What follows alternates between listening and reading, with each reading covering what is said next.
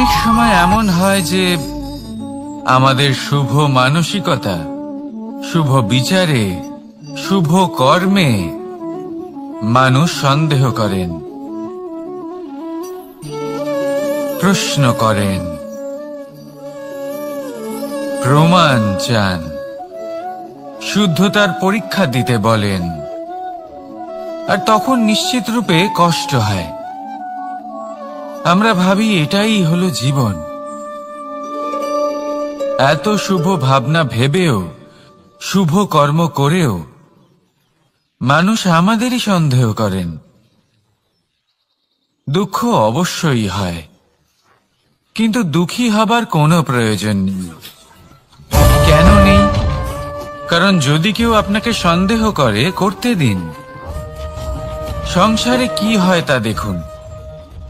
এই সংসারে সোনার শুদ্ধতাকেই পরখ করা হয়, কয়লার কটুতাকে নয়। আপনি হলেন স্বর্ণ, তাই আপনার শুদ্ধতা অবশ্যই পরখ করা হবে। সেটা তো হবেই হবে। আপনি নিজেকে দুঃখী করবেন না। আপনার কর্ম শুধু একটাই, স্বর্ণর মতো উজ্জ্বল থাকা। এই সংসার আপনার ভাবনা, চিন্তা, কর্ম এবং শুদ্ধতার প্রমাণ পেতেই থাকবে। তাই আসুন আর আমার সাথে ভালোবেসে বলুন, রাধা রাধা।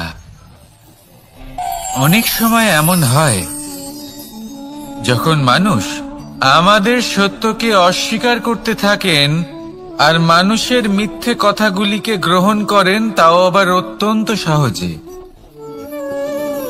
তখন আমাদের খুব দুঃখ হয়, বড়ই ক্রোধ হয় মানুষের এই মানসিকতা নিয়ে। কিন্তু এটা জানা অত্যন্ত গুরুত্বপূর্ণ যে এমন কেন হয়। কারণটা কি আপনি?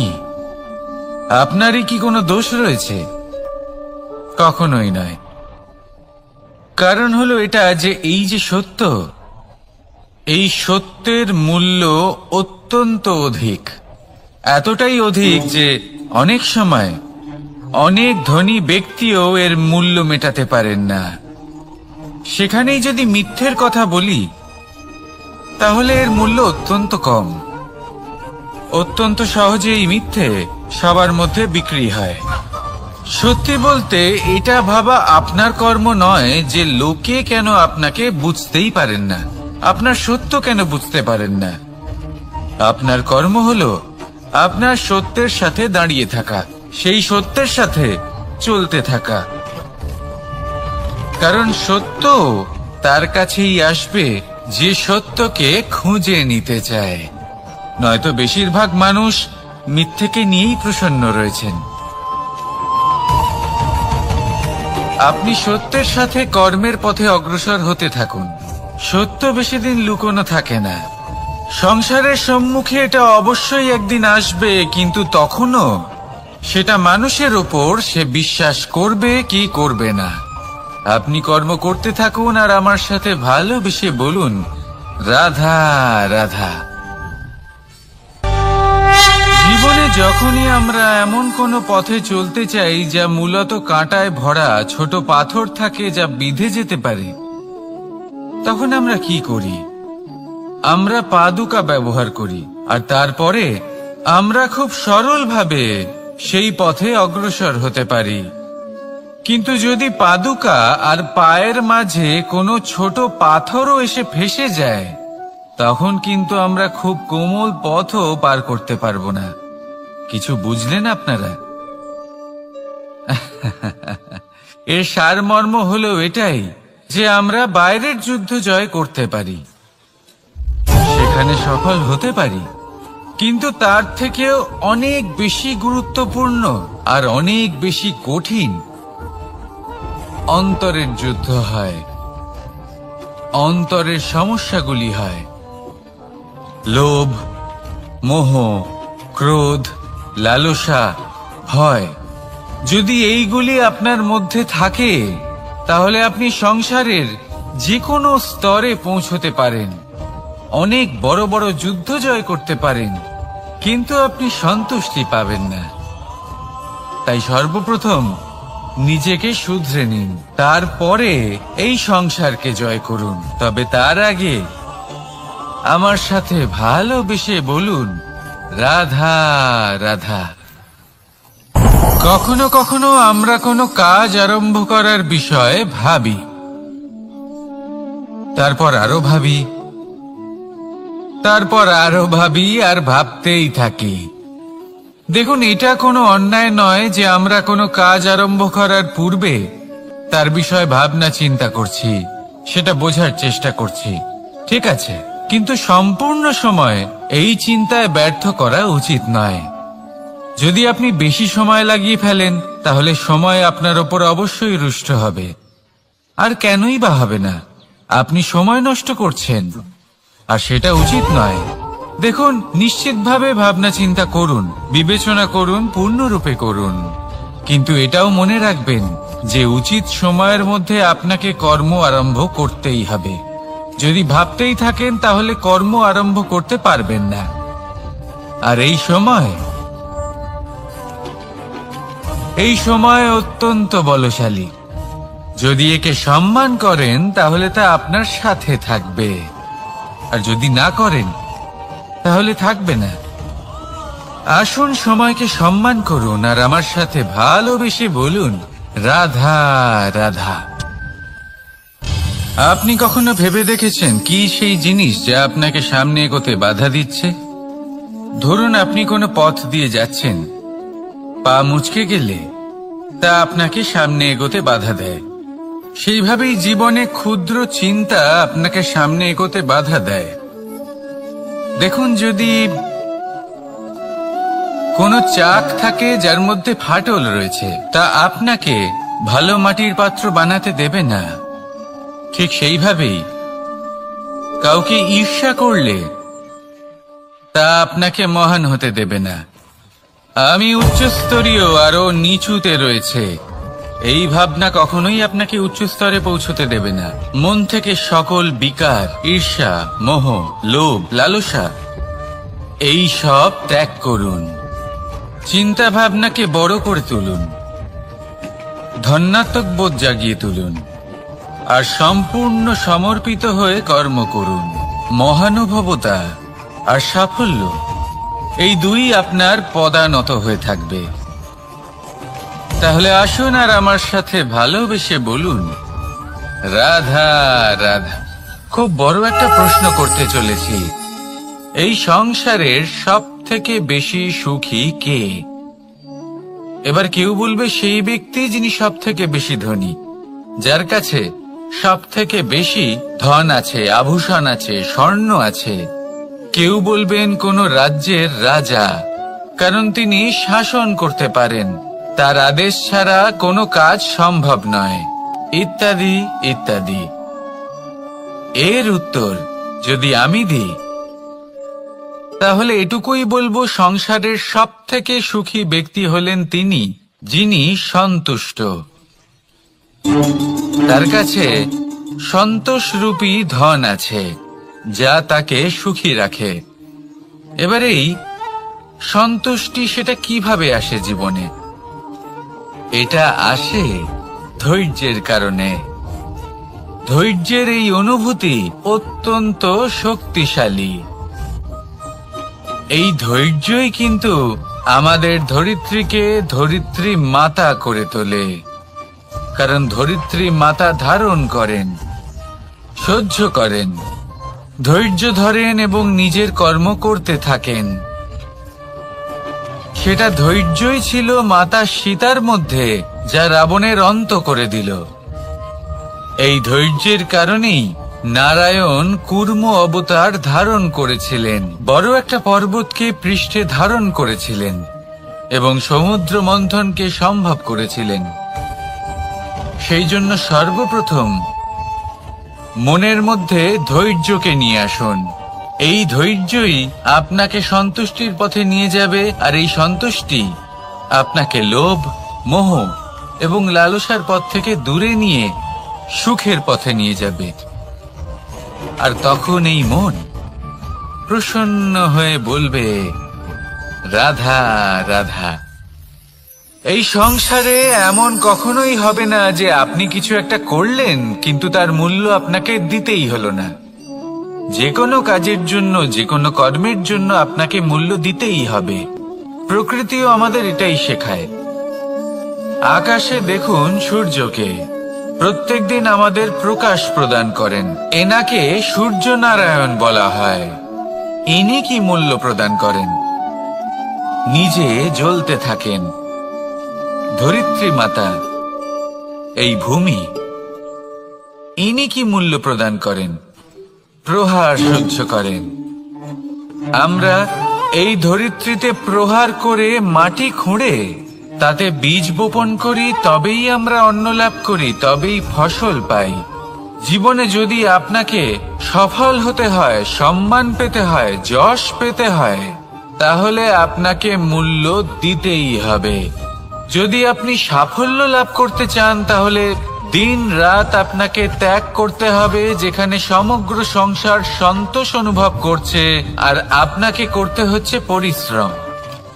যদি আপনি সম্মান প্রাপ্ত করতে চান, তাহলে আপনাকে সেই সুখ ত্যাগ করতে হবে যা সবার কাছে রয়েছে। যদি আপনি যশ লাভ করতে চান, তাহলে নিজের অন্তরকে মেরে ফেলা আপনাকে শিখতে হবে, তবেই আপনি যশ লাভ করবেন।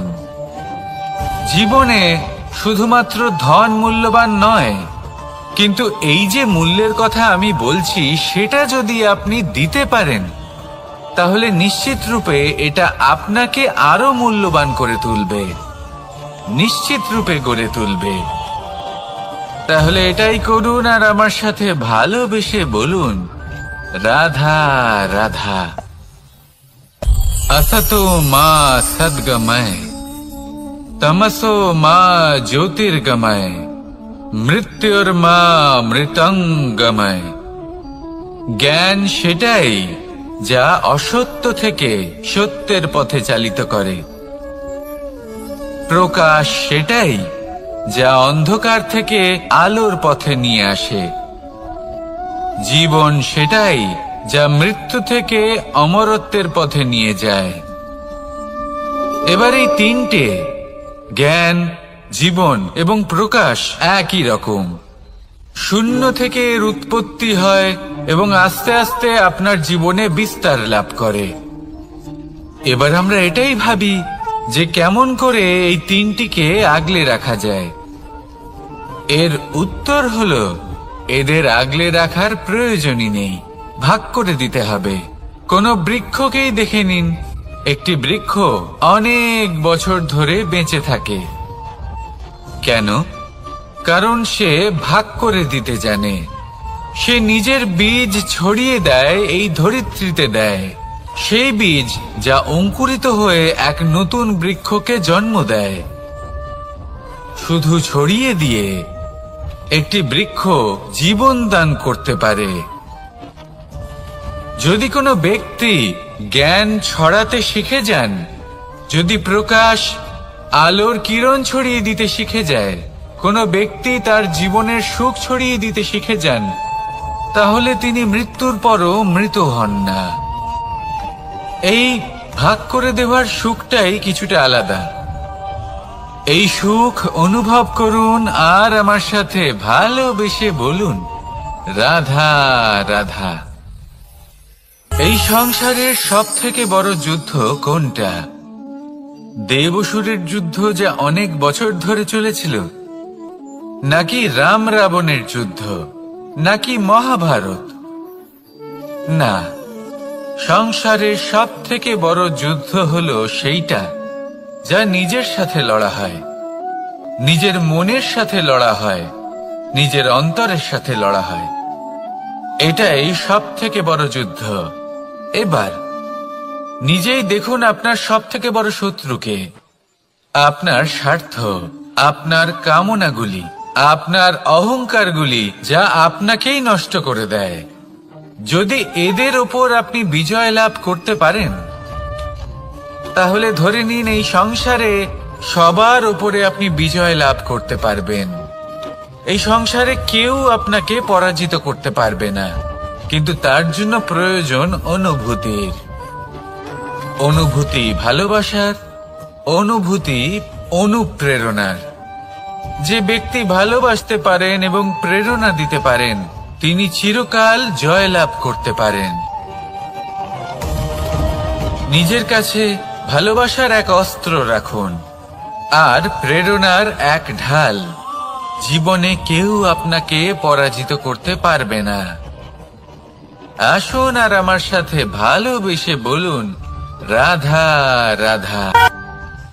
মানুষ চিরকাল বড় মানুষ হয়ে উঠতে চায়, সবসময় সেই নিয়ে কল্পনা করে। কিন্তু প্রশ্ন হলো এটাই যে মানুষ বড় কখন হতে পারে, যখন সে ধনী হয়ে ওঠে, নাকি যখন তার কাছে সম্মান থাকে, নাকি যখন রূপবান হয় বা অধিক শক্তিশালী হয়? মানুষ বড় মানুষ তখনই হতে পারে যখন বিপদের সময় সে অন্য কোনো মানুষের পাশে এসে দাঁড়ায়। তাই সর্বপ্রথম এটা শিখুন। হয়তো এই জন্যই হনুমান শ্রীরামের কাছে এতটা বড়, আর হয়তো এই জন্যই বলরাম দাদা আমার কাছে এত বড়। যদি আপনিও জীবনে বড় হয়ে উঠতে চান তাহলে কারোর সাথে তার দুঃখের সময়, তার সংকটের সময় তাকে সঙ্গ দিন আর পাশে এসে দাঁড়ান। এই মন প্রসন্ন হয়ে বলবে, রাধা রাধা। জীবনে সবথেকে বেশি গুরুত্বপূর্ণ বস্তু কি? বাড়ি, বাহন, সোনা, ধন? যদি আমি সত্যি বলি তাহলে জীবনে সবথেকে বেশি গুরুত্বপূর্ণ বস্তু কোনো বস্তুই নয়। যদি কিছু গুরুত্বপূর্ণ থাকে তাহলে তা হলো অনুভূতি, করুণা, মিত্রতা, মাতৃত্ব, বাৎসল্য, আর সবথেকে বেশি গুরুত্বপূর্ণ ভালোবাসা। নিজেদের এই জীবনে যদি আপনি শুধুমাত্র বস্তুর খেলাতে মেতে থাকেন তাহলে জীবনে আনন্দ কখনোই থাকবে না। নিজের এই জীবনকে অনুভূতির পীঠস্থান বানিয়ে তুলুন। এই মন প্রসন্ন হয়ে বলবে, রাধা রাধা। যখনই কোনো ঘূর্ণিঝড় আসে, কোনো প্রলয়ে আসে, তখন দেখবেন তা কত বৃহৎ প্রভাব ফেলে, কত বড় বিনাশ ঘটায়, বিধ্বংস সৃষ্টি করে। যখন বন্যা আসে তখন কত গভীর প্রভাব ফেলে, কত সর্বনাশ ঘটায়। নদীর পাড়ও ভেঙে বয়ে নিয়ে যায়।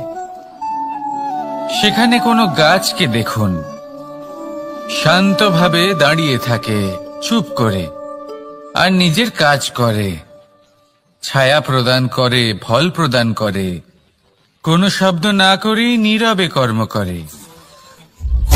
যদি নদীর কথা বলি, নদী যখন বয়ে চলে খেতে জল প্রদান করে, বনস্পতিদের প্রাণ প্রদান করে, আমাদের পানীয় জল দেয়। এত মহান কাজ করে কোনো শব্দ না করে, নীরবতার সাথে। এ হলো এক শিক্ষা যে এই সংসারে যারাই মহান কর্ম করেন তারাই নীরব থেকে সেই কর্ম করতে থাকেন, কারণ ওনারা জানেন যে গুরুত্বপূর্ণ প্রচার নয় বরং কর্ম। আর যারা রুদ্রের সাথে থাকেন, কোলাহল করেন, তারা শুধুমাত্র ধ্বংসই করেন। এবার আপনি মৌন থেকে শুধুমাত্র কর্ম করে মহান হতে চান, নাকি রুদ্রের সাথে থেকে বিধ্বংস ঘটাতে চান? সিদ্ধান্ত আপনারই। আসুন আর আমার সাথে ভালোবেসে বলুন, রাধা রাধা। আপনি জীবনে কি হবেন সেটা আপনার পরিশ্রম, আপনার নিরন্তর প্রয়াস আর আপনার নির্বাচিত দিশার উপর নির্ভর করে না। এটা নির্ভর করে আপনার সঙ্গতির উপরেও। এই সঙ্গতি যা হলো অত্যন্ত গুরুত্বপূর্ণ। প্রকৃতিও আমাদের এটাই শেখায় বিভিন্ন উদাহরণ দিয়ে। যদি আপনাকে একটা উদাহরণ দিই, কখনো বাতাসের প্রবাহ লক্ষ্য করবেন। এই বাতাসের প্রবাহ যখন কোনো পুষ্পকে স্পর্শ করে সেও সুগন্ধে পরিপূর্ণ হয়ে যায়। এই বাতাসের প্রবাহ যখন কোনো নালীর উপর দিয়ে প্রবাহিত হয় তখন সেও সুগন্ধহীন হয়ে যায়। এ সঙ্গতির প্রভাব যা মানুষকে কোথা থেকে কোথায় নিয়ে যেতে পারে আপনি জানতেও পারবেন না।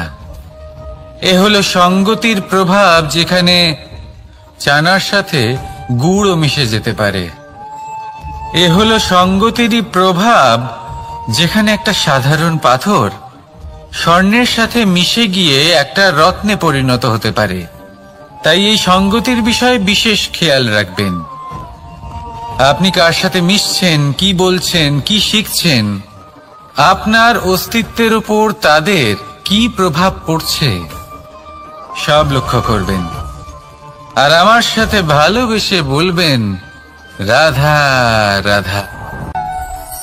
কর্ম এবং ফল। মানুষের স্বভাব হলো এটাই যে তিনি নিজের প্রত্যেক পরিশ্রমের প্রতিফল প্রার্থনা করেন। বেশিরভাগ সময় এই ফলাফলের চিন্তা করতে করতে, কল্পনা করতে করতে উনি কর্ম করতে থাকেন যে আমি এই কাজটা করলে এই ফল পাবো। সেই সব কল্পনা করতে থাকেন যা না তার হাতে আছে, না আছে অধিকার, আর না আছে নিয়ন্ত্রণ। উনি শুধু নিজের কর্ম করতে পারেন। উনি কি ফল পাবেন তা তার হাতে কখনোই নেই। তাই আপনিও শুধুমাত্র কর্ম করতে থাকুন, ফলের চিন্তা করবেন না। মনে রাখবেন, শিকড় এবং শাখা যেভাবে একে অপরের সাথে জড়িয়ে, সেইভাবেই একে অপরের সাথে জড়িয়ে কর্ম এবং ফল। যেরকম কর্ম আপনি করবেন সেরকম ফল আপনি অবশ্যই পাবেন। তাই এই ফলের আশায় কর্মের সময় কখনোই নষ্ট করবেন না, কারণ যে ব্যক্তি সময় নষ্ট করেন, সময় সেই ব্যক্তিকে অবশ্যই নষ্ট করে দেয়। কর্ম করুন নিঃস্বার্থভাবে, ফলের চিন্তা করবেন না। আর আমার সাথে ভালোবেসে বলুন, রাধা রাধা।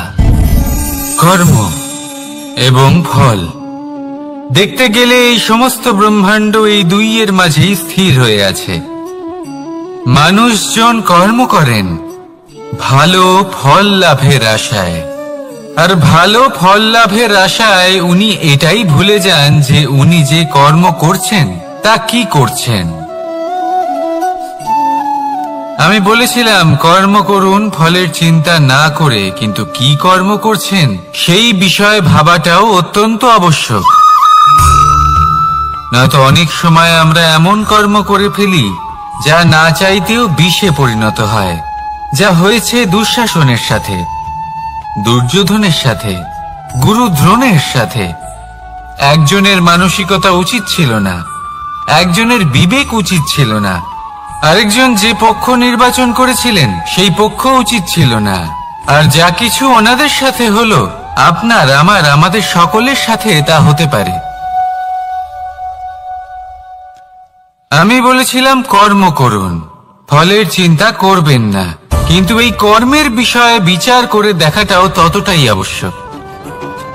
দেখুন, কর্ম করার উচিত প্রক্রিয়া ফলের চিন্তা না করা, কিন্তু যদি আপনার কর্ম শুভ হয় তাহলে তার ফলও নিয়তি আপনাকেই দেবে।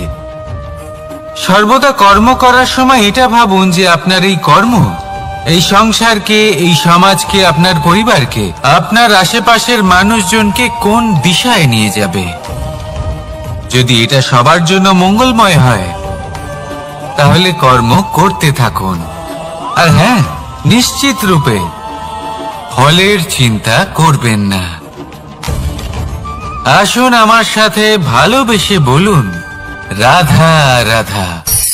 বটবৃক্ষের বীজ সর্ষের দানার থেকেও ছোট হয়, কিন্তু যখন তা নিজের রূপ ধারণ করে তখন তা বিশাল বৃক্ষের আকার ধারণ করে, যা সহস্র বছর ধরে বেঁচে থাকে, ছায়া প্রদান করে, পাখিদের আশ্রয় প্রদান করে, আর দেয় পথচারীদের বিশ্রাম করার স্থান। কেন? কারণ সেই ছোট বীজ তা মাটির ভেতরে গিয়ে নিজের খোলস ত্যাগ করে। অন্ধকারে থাকে সে, যতই আলো আসুক না কেন, যতই বর্ষা আসুক না কেন, সব সহ্য করে। আর তারপরে একটা চারা গাছ অঙ্কুরিত হয়, তারপর ধীর গতিতে একটা বিশাল বৃক্ষতে পরিণত হয়। দেখুন, জীবনে কঠিন সময় আসে, এই জন্য নয় যে আপনি হার মেনে নেবেন, এই জন্য আসে যাতে আপনি ভবিষ্যৎ নির্মাণের জন্য নিজেকে তৈরি করতে পারেন। যদি কঠিন সময়ে আপনি ওই বীজের মতো দৃঢ় হয়ে থাকতে পারেন, তাহলে আপনিও একদিন সেই বিশাল বৃক্ষের মতো নিজের অস্তিত্ব গড়ে তুলতে পারবেন, যা সহস্র বছর পর্যন্ত মনে রাখা হবে। আসুন আমার সাথে ভালোবেসে বলুন, রাধা রাধা। এই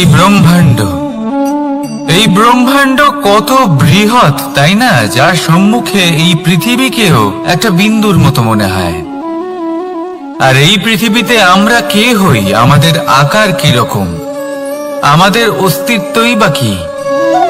যখন আমরা এভাবে ভাবি তখন মনে হয় আমরা কিছুই নই। তা আমরা যখন কিছুই নই, তাহলে আমরা এত চিন্তা করি কেন? কি ভেবে ভয় পাই? কাকেই বা এত ভয় পাই? কে আমাদের মারতে পারে আর কেই বা আমাদের জন্ম দেবে? আত্মার আসলে না কখনো জন্ম হয় আর না কখনো মৃত্যু। আত্মা শুধুই শরীর বদল করে। আপনি, আমি, আমরা সকলে এই শরীর নয়, আমরা হলাম আত্মা, যা হলো পরম আত্মার পরম অঙ্গ। সেই জন্য মনে রাখবেন, বাইরের কোথাও দেখবেন না, নিজের অন্তরের গভীরে গিয়ে দেখুন, আত্মাকে উপলব্ধি করতে শিখুন। ক্লেশ, ভয়, চিন্তা, এই সব কিছুর থেকে নিজেকে দূরে রাখুন, তাহলেই উপলব্ধি করতে পারবেন পরমাত্মাকে। তাহলে আসুন আমার সাথে ভালোবেসে বলুন, রাধা রাধা। পরিবর্তন এই সংসারের শাশ্বত নিয়ম। কোন রাজা নেই যিনি চিরকাল রাজা থাকেন, কোন ধনী ব্যক্তি নেই যিনি চিরকাল ধনী থাকবেন। এই সংসারে সূর্যের স্থান নেওয়ার জন্য চন্দ্রিমার আগমন ঘটে। কোন স্থান যাকে পতিত বলা হয়েছিল, সেখানে মহল তৈরি হয়েছে। কোন স্থান যাকে আজ মলিন বলা হয়েছে, কাল সেখানে মন্দিরও স্থাপন হতে পারে। কোন ঋতু চিরকালের জন্য থাকে না, কখনো সময় চিরকাল একরকম থাকে না। আজ যা আপনার কাছে রয়েছে, কাল অন্য কারোর ছিল। আজ যে আপনার কাছে রয়েছে, কাল তা অন্য কারোর কাছে চলে যাবে। আপনার সাথে কিছু থাকলে তা হলো আপনার কর্ম, কিন্তু সেই কর্মের পরিণামও আপনার নয়। আপনি শুধু কর্ম করুন, বাকি সবকিছুই পরিবর্তনশীল।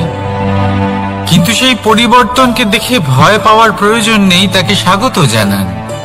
যদি আপনি হাসি মুখে সেই পরিবর্তনকে স্বাগত জানান, তাহলে এই পরিবর্তনও হাসি মুখে আপনার সাথে থাকবে। আসুন আমার সাথে ভালোবেসে বলুন, রাধা রাধা। সঞ্চয় মানুষের যখন থেকে বোধ বুদ্ধি হয়, সঞ্চয় করতে আরম্ভ করে দেন। সঞ্চয় করতে থাকেন ভোজনের, সঞ্চয় অর্থের, সঞ্চয় শক্তির। নিজের জন্য করেন, নিজের পরিবারের জন্য করেন, নিজের স্ত্রীর জন্য করেন, সন্তানের জন্য করেন, সন্তানের সন্তানের জন্য সঞ্চয় করেন। সঞ্চয় করার জন্য ওনার কাছে অনেক কারণ রয়েছে, কারণ উনি এটা ভাবেন যে এই সঞ্চিত শক্তির জন্য কেউ ওনার কোনো ক্ষতি করতে পারবে না। মানুষ ভুলে যান একটা গুরুত্বপূর্ণ কথা, এই সত্য, উনি এই সংসারে খালি হাতেই এসেছিলেন, আর এখান থেকে ওনাকে খালি হাতেই যেতে হবে। যা এখানকার তা এখানেই থেকে যাবে। আর যদি কিছু ওনার সাথে যায়, তা হলো ওনার কর্ম, আর কিচ্ছু নয়। তাই যদি কিছু অর্জন করতে চান, তাহলে শুভ কর্ম অর্জন করুন, আত্মশক্তি অর্জন করুন, কারণ পরলোকে এটাই হবে আপনার সম্পত্তি। তাহলে কি এটা আপনি অর্জন করতে চান না? আসুন আর আমার সাথে ভালোবেসে বলুন, রাধা রাধা। সদিচ্ছা। দেখতে গেলে 3 অক্ষরে তৈরি এই শব্দ, কিন্তু সমস্ত ত্রিলোক তার উপরেই আধারিত। আপনি এই সংসারে এসেছেন, তখন অবশ্যই শ্বাস নেবেন, কিন্তু তার বদলে আপনাকে কিছু তো দিতেই হবে। আপনার উপর নির্ভর করছে আপনি কি দেবেন। কি দেবেন এই সংসারকে, এই সমাজকে, নিজের পরিবারকে, আর তার বদলে কি নেবেন? যশ নাকি অপযশ? দেখুন, এক ছিল রাবণ, যে কিনা সমুদ্র পার করলো সীতাকে অপহরণ করার জন্য, আর এক ছিলেন রামচন্দ্র, যিনি সমুদ্র পার করেছিলেন, সেতু বানিয়ে গিয়েছিলেন সীতাকে ফিরিয়ে নিয়ে আসার জন্য। দুজনেই সমুদ্র পার করেছিলেন, শুধু পার্থক্য ছিল সদিচ্ছাকে বোঝার, লক্ষ্যের। অনেক মানুষের যাত্রা একরকম হতেই পারে, কিন্তু আনন্দ তখনই লাভ করবেন যখন লক্ষ্য শুভ হবে, মহান হবে। এই লক্ষ্য দিয়ে এই সংসারের কল্যাণ হবে এবং মানুষের সম্মান হবে। যদি আপনার সংকল্প উচিত হয়, তাহলে আপনার লক্ষ্য উচিতই হবে, নয়তো শুধুমাত্র বিনাশ হবে। আর উচিত এটাই হবে যে বিনাশের হাত থেকে যেন নিজেকে বাঁচানো যায়, কি বলেন? তাই জীবনে যে লক্ষ্য স্থির করছেন, মনে রাখবেন তা যেন শুভ লক্ষ্য হয়। যদি এরকম হয়, তাহলে আপনার যাত্রা, আপনার জীবন দুটোই শুভময় হবে। আসুন আর আমার সাথে ভালোবেসে বলুন, রাধা রাধা। সুরক্ষা। এই সুরক্ষা আসলে কি? এটা কি কোনো কবচ নাকি কোনো সীমা? এই সুরক্ষা আসলে অন্য কিছু। আমাদের মাতা পিতা, আমাদের প্রিয়জন, আমাদের বন্ধু, এই সমাজ, আমাদের শুভাকাঙ্ক্ষী, আমাদের আত্মীয়, এনারা সবাই আমাদের জীবনে কোনো না কোনো ভাবে সুরক্ষা দিয়ে থাকেন, একটা কবচ দিয়ে থাকেন কোনো না কোনো রূপে। কিন্তু দেখতে গেলে আমাদের পরাক্রমের পথে, আমাদের বীরত্বের পথে, আমাদের সাহসের পথে এই সুরক্ষাই সব থেকে বড় বাধা হয়ে দাঁড়ায়। একবার ভেবে দেখুন, যদি আপনি কোনো সুরক্ষাই না পান, বা যদি আপনি এই সুরক্ষা ভেঙে বাইরে আসতে পারেন, তাহলে আপনার বীরত্ব চরম সীমায় পৌঁছে যায়। কেন? কারণ তখন আপনি জানেন যে এই সংসারের সম্মুখীন আমাদের নিজেদেরই হতে হবে। আপনি বুঝে যান যে শত্রুর সম্মুখীন এবার নিজের বলের দ্বারা, নিজের পরাক্রমের দ্বারা, নিজের সাহসের দ্বারা করতে হবে। আর তখন আমাদের মনের মধ্যে এই শক্তি জাগ্রত হয়। এই শক্তি অন্তরেই বসবাস করে, শুধু এটা চিনে নিতে হবে, একে জাগ্রত করতে হবে। আর এটা সুরক্ষা ভেঙে যাওয়ার পরেই সম্ভব হয়। আর যারা নিজের শক্তি সম্পর্কে জানেন, যিনি নিজেই জানেন তিনি কতটা শক্তিশালী, তিনি নিজেই নিজের সুরক্ষা কবচ চিরকালের মতো ভেঙে ফেলে দেন, ঠিক কর্ণের মতো। আর তারপরে দেখুন, আপনার পরাজয় হোক বা বিজয়ী হোক না কেন, সেটাই অনেক বড় হয়, সেটাই প্রশস্ত হয়ে থাকে। সেই জন্য ত্যাগ করুন নিজের ভয়কে, নিজের আশেপাশের এই সুরক্ষা চক্রকে ভেঙে ফেলুন, আর সম্মুখীন হন এই সংসারের নিজের শত্রু সম্মুখীন হন। পরাক্রমের এই অঙ্কুর, তা অঙ্কুরিত হওয়ার জন্য বীজের উপরের এই কবচ, এটা ভেঙে যাওয়া অতি আবশ্যক। আসুন আমার সাথে ভালোবেসে বলুন, রাধা রাধা। যখন আমরা হাঁটতে থাকি আর আমাদের পায়ে কাঁটা বিঁধে যায়, তখন মুখ দিয়ে আহ বেরিয়ে আসে, কান্না চলে আসে, আর অনেক সময় অভিশাপও বেরিয়ে আসে।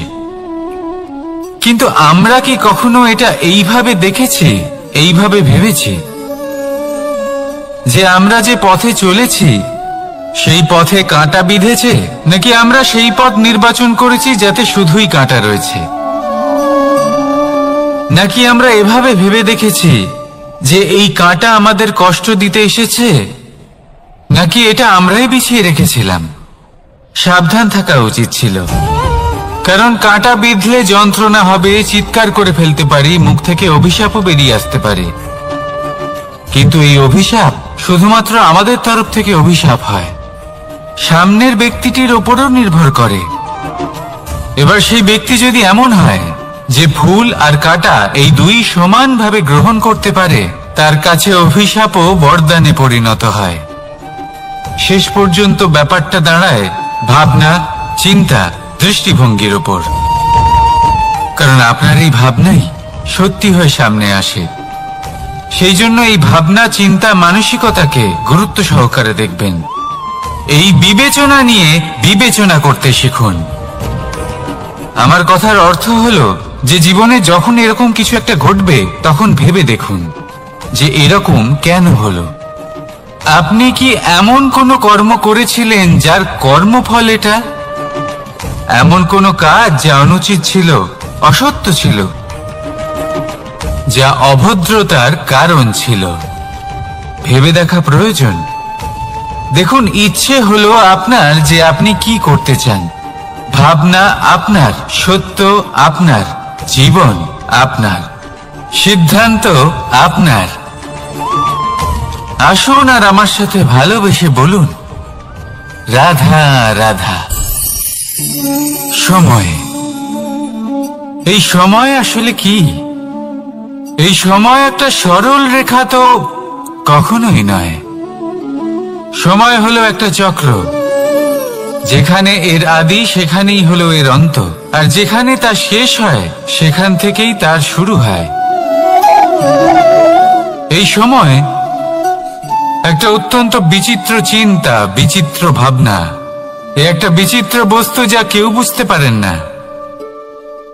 এই সময়ের লীলা, এর কোনো প্রমাণ নেই, কোনো জ্ঞান নেই, কোনো পরিমাপ নেই।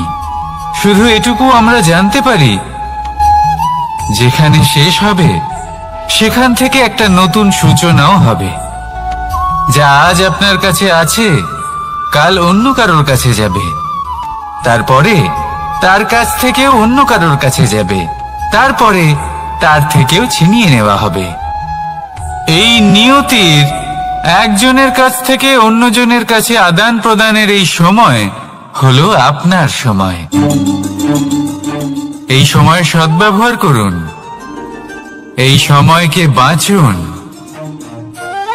আপনাকে শুধু এটাই সুনিশ্চিত করতে হবে যে আপনি কোন পক্ষে আছেন।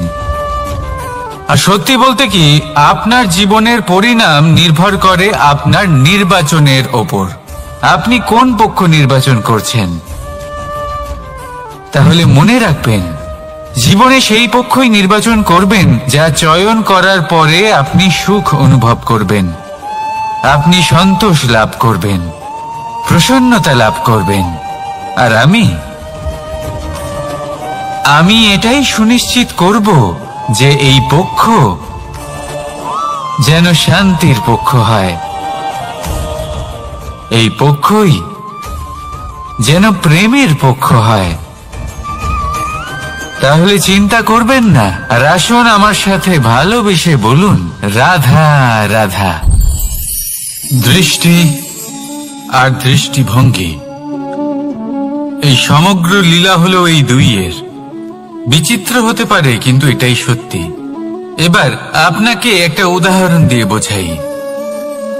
অনেক সময় আপনি কোনো ব্যক্তিকে এটা বলতে শুনবেন যে আমি আমার নিজের উপরে গর্ব করি, আমি নিজেকে নিয়ে গর্ব করি, আমি খুব ভালোভাবে আমার মা বাবার সেবা করি, ওনাদের আমি সবসময় সুখী রাখি, ওনাদের আমি একটা বাড়ি দিয়েছি, সকল সুখ সুবিধা দিয়েছি, ওনাদের জীবনে প্রত্যেক জিনিস দিয়েছি আর দেব যা তাদের প্রয়োজন।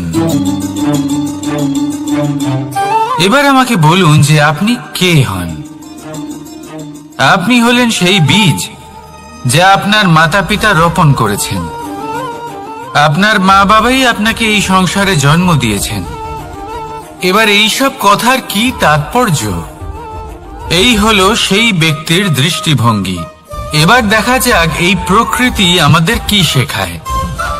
কখনো কোনো গাছকে দেখবেন, যখন সেই গাছে ফল আসে, সে মালিকে এটা বলে না যে দেখো আমি তোমাকে ফল খেতে দিচ্ছি। সেই বৃক্ষ এটা বলে না যে দেখো আমি তোমায় আহার করতে দিচ্ছি, কারণ ও জানে যে এটা হলো সেই মালির পরিশ্রম, এটা হলো তারই কর্মের ফল, আর এটা তারই পাওয়া উচিত। সে বলে যে তোমার জিনিস তোমাকেই অর্পণ করলাম, এ আমার জিনিস নয়। ও জানে সেই মালির গুরুত্ব আসলে কি, এটা হলো তার দৃষ্টিভঙ্গি। সেই জন্য আপনি জীবনে কোন ব্যক্তির মধ্যে, কোন পশু পাখির মধ্যে, কোন প্রাণীর মধ্যে, কোন পরিস্থিতিতে, কোন আবেগের মুহূর্তে কি দেখতে পাচ্ছেন, সেটা আপনার দৃষ্টিভঙ্গির উপরে নির্ভর করছে। তাই নিজের মন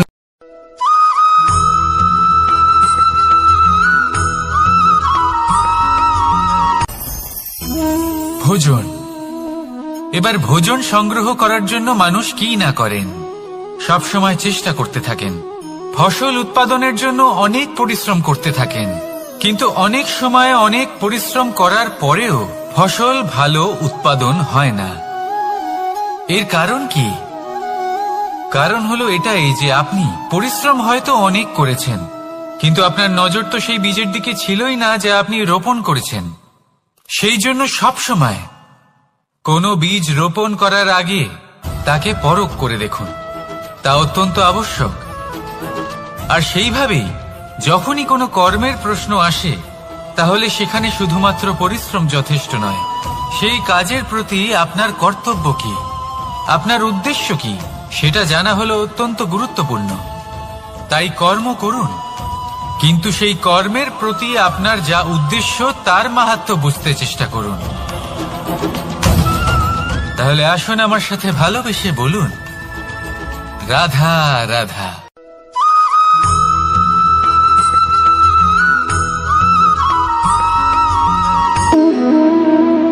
সম্পর্ক হলো আমাদের জীবনের একটি আধার। কিছু সম্পর্ক এমন যা আমরা জন্মসূত্রে লাভ করি, যেমন পরিবার, মা, বাবা। কিছু সম্পর্ক আছে যা আমরা জীবনে অর্জন করে থাকি, তা সে প্রেমের হোক, স্নেহের হোক বা বন্ধুত্বের। এই সকল সম্পর্ক লাভ করার বা গড়ে তোলার 5টি ধাপ রয়েছে। প্রথম ধাপ, কোনো ব্যক্তির সাথে আলাপ হওয়া, তার সাথে কথা বলা বা তাকে দেখা। দ্বিতীয় ধাপ, সে ব্যক্তিকে আমাদের ভালো লাগা। তৃতীয় ধাপ, আমাদের এটা চাইতে শুরু করা যে জীবনে এই ব্যক্তি যেন আমাদের বন্ধু হন, আমাদের জীবনে থাকেন, বা আমাদের কাউকে ভালোবেসে ফেলা, আর এটা আমাদের ভাবা বা চাওয়া যে সেই ব্যক্তি যেন আজীবন আমার সাথে থাকেন, আমার জীবনে আমার সাথী হয়ে। চতুর্থ ধাপ, লাভ করা। এবার এই ধাপটি অনেক মানুষের পক্ষেই খুবই সরল হয়, বড়ই সরল ভাবে নিজেদের সঙ্গীকে লাভ করে থাকেন। কিছু মানুষের জন্য এই ধাপ অত্যন্ত কঠিন হয়ে থাকে। অনেক প্রতিকূল পরিস্থিতির উপর জয়লাভ করে তারা সঙ্গীকে লাভ করেন, কিন্তু লাভ অবশ্যই করেন। এরপরে আসে পঞ্চম, অন্তিম এবং সব থেকে গুরুত্বপূর্ণ ধাপ। সেটা হলো সেই সম্পর্ক পালন করা। এটা হলো এমন এক বিষয় যা প্রত্যেক মানুষের শেখা উচিত। যদি ব্যক্তি নিজের জীবনে সম্পর্ক রক্ষা করতে শিখে যান, তবে প্রত্যেক সম্পর্ক তার জীবনকে স্বর্গ করে তুলবে। আসুন আর আমার সাথে ভালোবেসে বলুন, রাধা রাধা।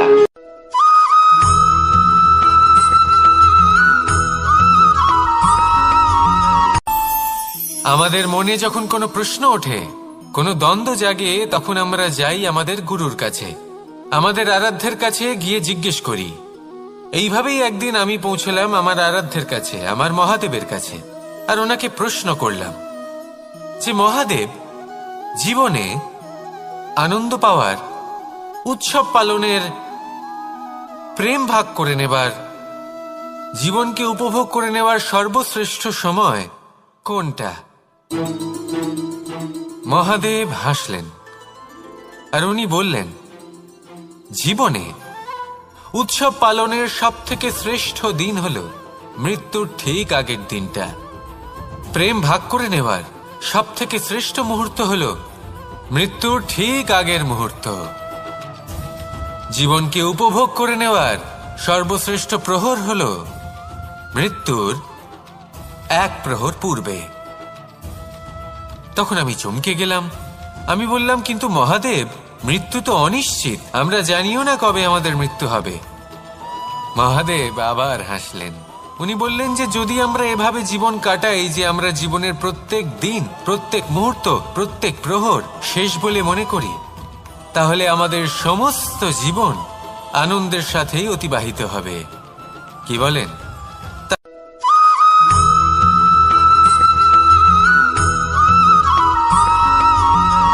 এই সংসারে কোনো বস্তু হোক বা ব্যক্তি হোক, তার একার গুরুত্ব কিন্তু খুব বেশি নয়।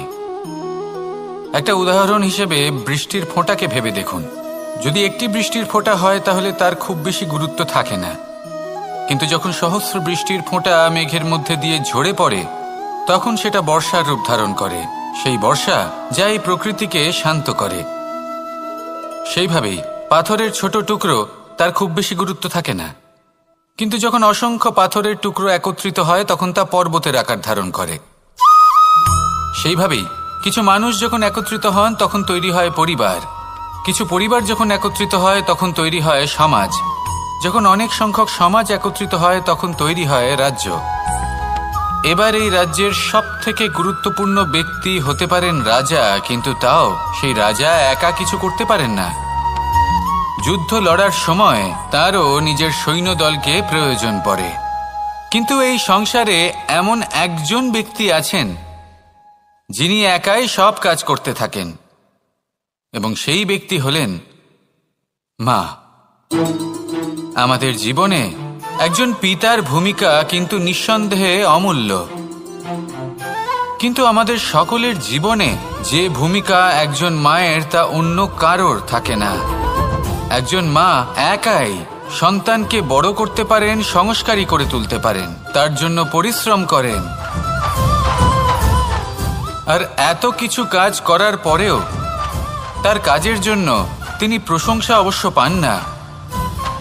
উল্টে যদি সেই সন্তান অনুচিত পথে চালিত হয়, অনুচিত কর্ম করে, তখন সেই মাকেই অপবাদের পাত্র হয়ে উঠতে হয়। আমাদের জীবনে মায়ের যোগদান কতটা সেটা বুঝুন। আপনাকে বড় করে তোলার জন্য উনি কতটা পরিশ্রম করেছেন সেটা বুঝুন। আজ থেকে, এখন থেকে, এই মুহূর্ত থেকে মাকে সম্মান করতে শিখুন। যখন সময় পাবেন, যখন সুযোগ হবে, তখন তার প্রশংসা করুন, ওনারও ভালো লাগবে। আর মায়ের এই মমতার জন্য, তার এই ভূমিকার জন্য আসুন সবাই মিলে আমরা তাকে প্রণাম করি, আর সকলে মিলে ভালোবেসে বলি, রাধা রাধা।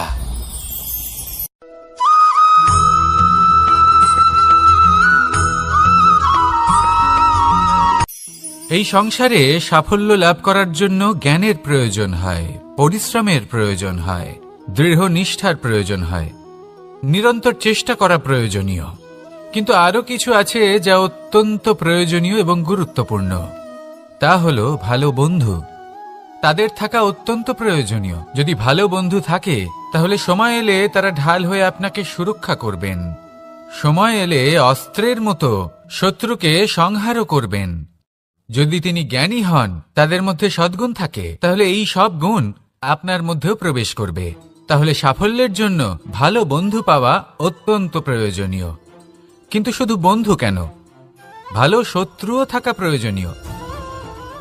এবার আপনি ভাববেন, আমি কি বললাম? যদি আপনার জীবনেও ভালো অর্থাৎ শক্তিশালী শত্রু থাকে, তাহলে আপনিও শক্তিশালী হতে থাকবেন। এই শত্রু আপনাকে প্রেরিত করবে আরো বেশি শক্তিশালী হয়ে ওঠার। কখনো কোনো হরিণকে দেখুন, তীব্র গতিতে দৌড়তে থাকে। কেন তীব্র গতিতে দৌড়য়? এই কারণে নয় যে কোথাও তার জন্য মধুর ঘাস অপেক্ষা করে রয়েছে, না। সে এই কারণে তীব্র গতিতে দৌড়য় কারণ সেটা না করলে তার পেছনে একটি সিংহ আছে যে ওকে নিজের ভোজন করে ফেলবে। তাই জীবনে বিপদ, সংকট, এই সবকিছুও হলো অত্যন্ত গুরুত্বপূর্ণ।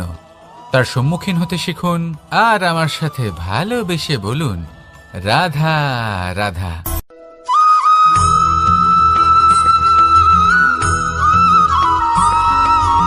কথায় আছে, প্রত্যেক পুত্র তার পিতার প্রতিচ্ছবি হয়, আর সমস্ত প্রতিচ্ছবি চায় যেন সে তার অস্তিত্ব প্রাপ্ত করতে পারে। পুত্র চায় সে যেন তার পিতার মতো হয়, বা কখনো কখনো তার থেকেও শ্রেষ্ঠ হয়। সেটা কোনো অনুচিত ব্যাপার নয়। অনুচিত তখন হয় যখন পুত্র নিজের পিতার মতো হবার স্বপ্ন পূরণ করতে গিয়ে বা তার থেকেও শ্রেষ্ঠ হওয়ার স্বপ্ন পূরণে অনুচিত পথের আশ্রয় নেয়। কারণ তারপরে সে তার পিতার গুণগুলি আত্মসাৎ করতে চায় না। সে শুধুই এটা চায় যে সংসারের চোখে যেন আমি শ্রেষ্ঠ প্রমাণিত হই। এটা অনুচিত। সংসারে এমন অনেক মানুষ আছেন যারা এই কারণে শ্রেষ্ঠ হওয়ার চেষ্টা করেন যাতে তার পরিবারের তার পিতার সম্মান বৃদ্ধি পায়। এমনও মানুষ থাকেন, আর এটাই হলো পার্থক্য উদ্দেশ্যের। মনে রাখবেন, যদি আপনার উদ্দেশ্য শুভ হয় তাহলে পথও শুভ হবে, যদি আপনার উদ্দেশ্য অশুভ হয় তাহলে পথও অশুভ হবে। তাহলে নিজের পিতার মতো হবার চেষ্টা অবশ্যই করুন, তার থেকেও শ্রেষ্ঠ হওয়ার চেষ্টা অবশ্যই করুন, কিন্তু মনে রাখবেন আপনার সংকল্প আর আপনার উদ্দেশ্য এই দুই শুভ হওয়া উচিত। তাহলে আসুন আর আমার সাথে ভালোবেসে বলুন, রাধা রাধা।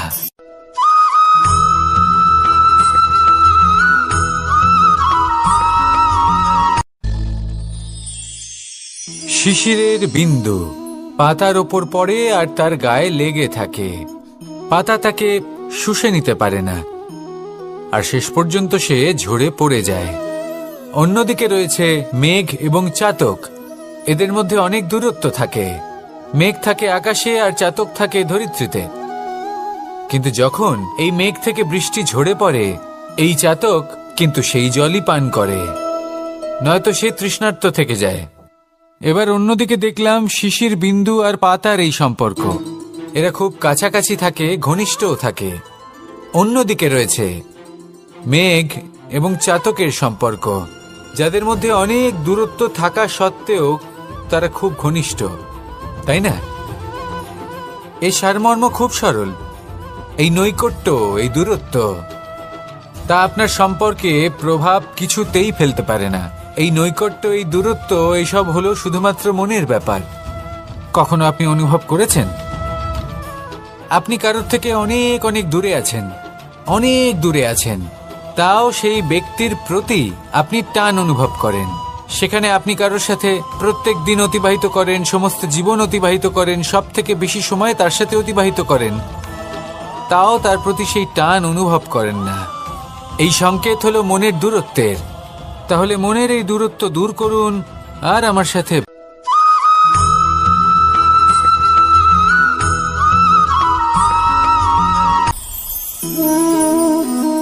শক্তি এক অত্যন্ত বিচিত্র বস্তু, বা বলতে পারেন অনুভূতি। পিতা সবসময় চান যেন তিনি তার শক্তি পুত্রকে। আসুন আপনাকে সহজে বোঝাই। যদি আপনি সুপাত্র হন আর আপনাকে শক্তি দেওয়া হয়, তাহলে আপনি সেই শক্তির গুরুত্ব বুঝবেন, কোথায় সেই শক্তি প্রয়োগ করা উচিত সেটা বুঝবেন। আর এটা যেহেতু অর্জন করা শক্তি হবে, সেই শক্তির অপব্যবহার হবে না। কিন্তু যদি এই আপনি কুপাত্র হন আর যদি আপনাকে এই শক্তি দেওয়া হয়, তাহলে কি হবে? দেখতে গেলে এই শক্তি আপনি দান হিসেবে পেয়েছেন, তাই না আপনি এই শক্তির গুরুত্ব বুঝবেন আর না এর প্রয়োগ আপনি জানবেন। তার অপব্যবহার হওয়া সুনিশ্চিত। তাই যদি আপনি কোনো শক্তি অর্জন করতে চান, তাহলে আগে তার যোগ্য হয়ে উঠুন। পুত্র নয়, পাত্র হয়ে উঠুন। আর আমার সাথে ভালোবেসে বলুন, রাধা রাধা।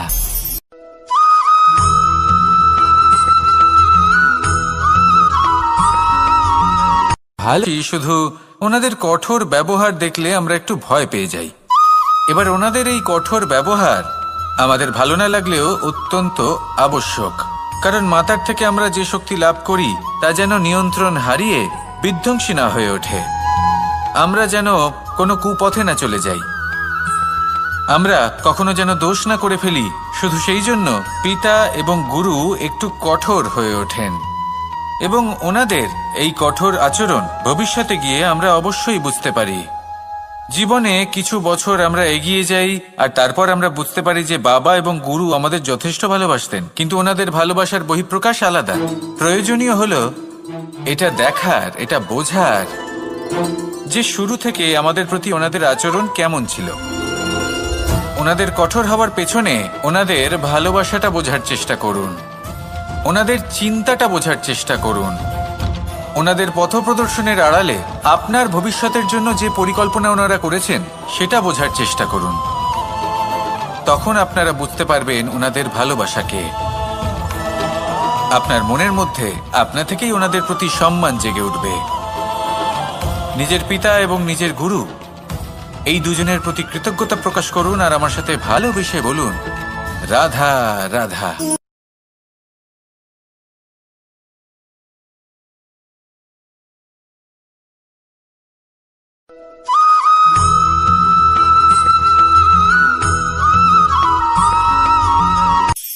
কখনো কোনো বাগানের কোনো বৃক্ষকে দেখেছেন যেখানে সুগন্ধি ফুল থাকে, রসালো ফল থাকে? তখন মন প্রফুল্ল হয়ে ওঠে, মন থেকে সেই বৃক্ষের প্রতি ভালোবাসা জন্মায়। কিন্তু যিনি বাগানের মালিক, শুধুমাত্র তিনিই জানেন যে কিভাবে এই বৃক্ষকে আগলে রাখতে হয়, কিভাবে তার পরিচর্যা করলে এতে সুন্দর সুগন্ধি ফুল হবে, রসালো ফল হবে। কখনো কখনো প্রয়োজনের থেকে বেশি রোদ পেলে এই বৃক্ষগুলি শুকিয়ে যায়, প্রয়োজনের থেকে কম রোদ পেলেও এই বৃক্ষ কিন্তু শুকিয়ে যায়। প্রয়োজনের থেকে কম জল যদি পায় এই বৃক্ষ শুকিয়ে যেতে পারে, প্রয়োজনের থেকে অতিরিক্ত জল যদি পায় তখনও এই বৃক্ষের শিকড়গুলি নষ্ট হয়ে যেতে পারে। এবার এটাই কিন্তু আমাদের সংসারের সাথেও হয়। আমাদের সংসারের সকল প্রতিভাশালী ব্যক্তি, যেমন লেখক, বিচারক, প্রবক্তা, যোদ্ধা, এদের সবার ক্ষেত্রে এই কথাটাই প্রযোজ্য। যদি বেশি প্রশংসা করা হয় তাহলেও এরা হারিয়ে যাবেন। প্রয়োজনের থেকে বেশি যদি নিন্দা করা হয় তখনও তারা নত হয়ে পড়বেন।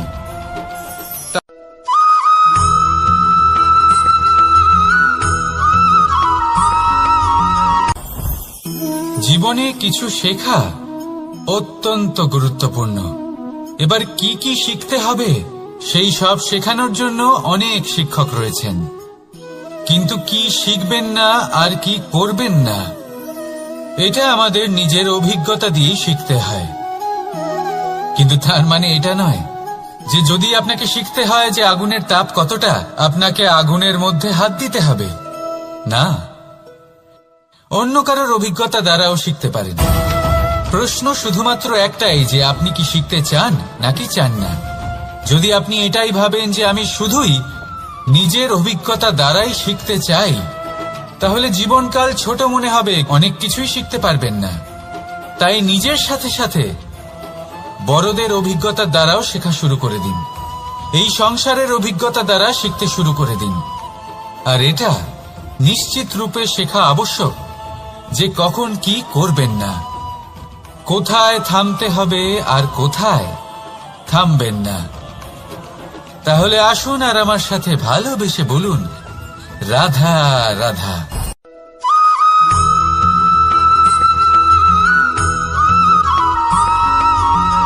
এই সংসারে সবথেকে বেশি কোমল বস্তু হলো রেশম। এই রেশম এতটাই কোমল হয় যে এর পুরো একটা থান শুধুমাত্র একটা হাতে ধরা সম্ভব। কখনো ভেবে দেখেছেন এই রেশম কিভাবে হয়? একটি কীট তার লালার দ্বারা উৎপন্ন হয়।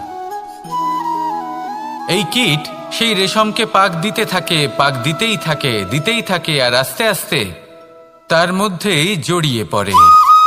শেষে ওর এই সুন্দর অমূল্য সৃষ্টি রেশমের এই সুতো তার নির্মাণ কার্য পূর্ণ হয়, কিন্তু তাতেই ও নিজে বন্দী হয়ে যায়। নিজেরই মায়াজালের এই বন্দী গৃহে নিজেই ফেঁসে যায়। এবার এই সুতোকে ব্যবহারযোগ্য করে তোলার জন্য এই কীটগুলিকে এই কবচের সাথেই ফুটন্ত জলে ফেলে দেওয়া হয়। এই সংসারে যদি আমাদের স্বপ্ন এই সংসারের দুঃখ হরণ করার জন্য, এই সংসারে সুখ বিতরণ করার জন্য হয়, তবেই আমাদের প্রগতি সম্ভব। যদি আমাদের এই স্বপ্ন শুধুই আমাদের এবং আমাদের স্বার্থ সিদ্ধির জন্য হয়, তাহলে এই স্বপ্ন আমাদের অন্ধ করে দেবে, আমাদের অন্ধকারের পথে নিয়ে যাবে, আর আমরাও সেই কীটের মতো হয়ে যাব। নিজেদেরই মায়াজালে আমরা নিজেই ফেঁসে যাব, আর শেষে আমরা যদি কিছু লাভ করি তা হবে একাকিত্ব, অন্ধকারময় মৃত্যু। তাই স্বপ্ন অবশ্যই দেখুন, কিন্তু এমনভাবে স্বপ্ন দেখবেন না যে তার এই বন্দিগৃহে আপনি নিজেই ফেঁসে গেলেন।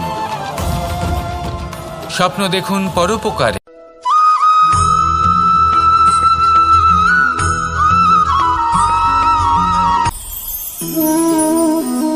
শক্তি এক অত্যন্ত বিচিত্র বস্তু, বা বলতে পারেন অনুভূতি।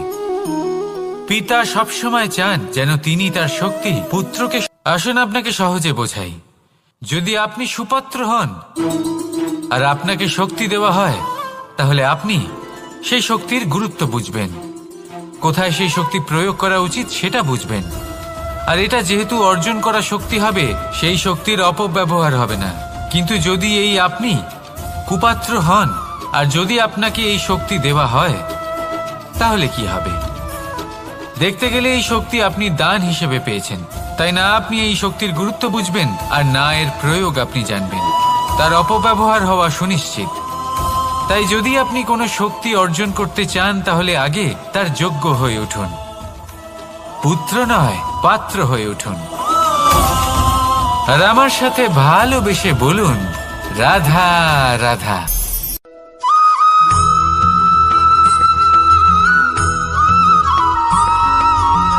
এই সংসারে প্রত্যেক মানুষ এটাই চান যে তিনি যেন ধনবান হন, আর্থিক অবস্থা তার ভালো থাকে, ওনার বাড়িতে লক্ষ্মীর আগমন হয়। কিন্তু সেটা হবে কি করে, সেটাই হলো প্রশ্ন। কেউ বলেন যে যদি পরিশ্রম করো তাহলে ধন অর্জন সম্ভব, কেউ বলেন যে যদি বিদ্যা লাভ হয় তবেই ধন অর্জন সম্ভব, কেউ বলেন যে যদি বলশালী হও তবেই সম্পন্ন থাকবে।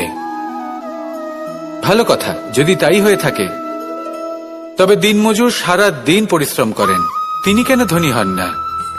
অনেকজন বিদ্বান মানুষ আছেন এই সংসারে, তারা কেন ধনবান হন না? অনেক সংখ্যক বলশালী ব্যক্তি আছেন, তাদের কাছে ধন নেই কেন? তাদের কেন ধনের অভাব হয়?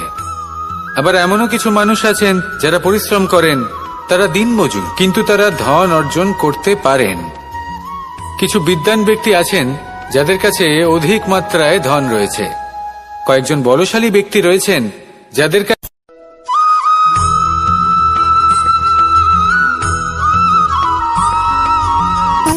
সুখ, দুঃখ এবং শক্তি, এই তিন হলো এই সংসারের ত্রিদেবের মতো।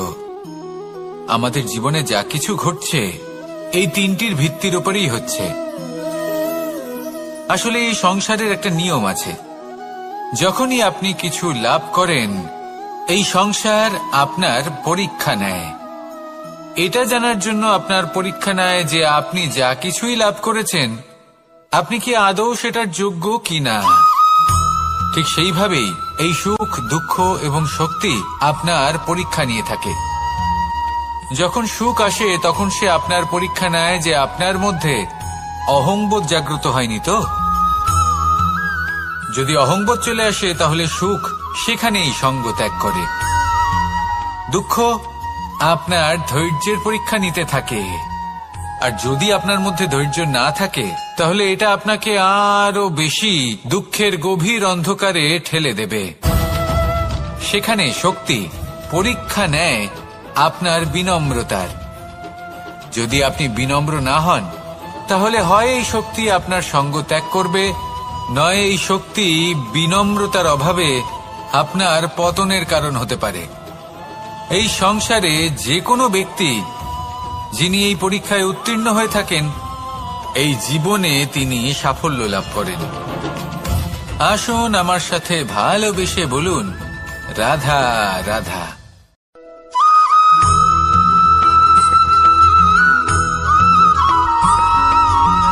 পঞ্চতত্ত্বের মধ্যে দ্বিতীয় তত্ত্ব হল ধরণী, ভূমি, যাকে আমরা ধরণী মাতা বলি।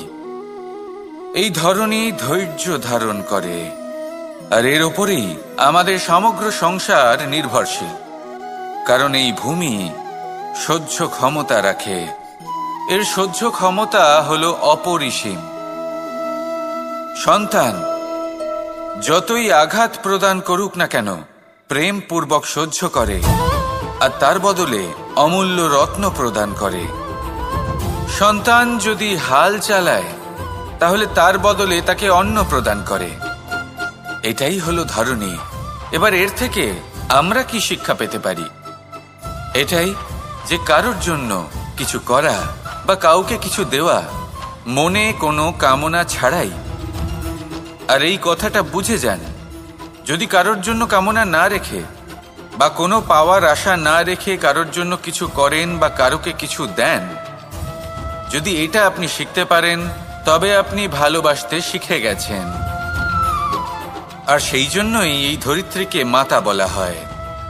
কারণ মাতা শুধু উনি নন যিনি গর্ভে সন্তানকে ধারণ করেন, মাতা তো উনিও যিনি জীবন বাঁচতে শেখান, যিনি জীবন বাঁচার উদাহরণ প্রদান করেন।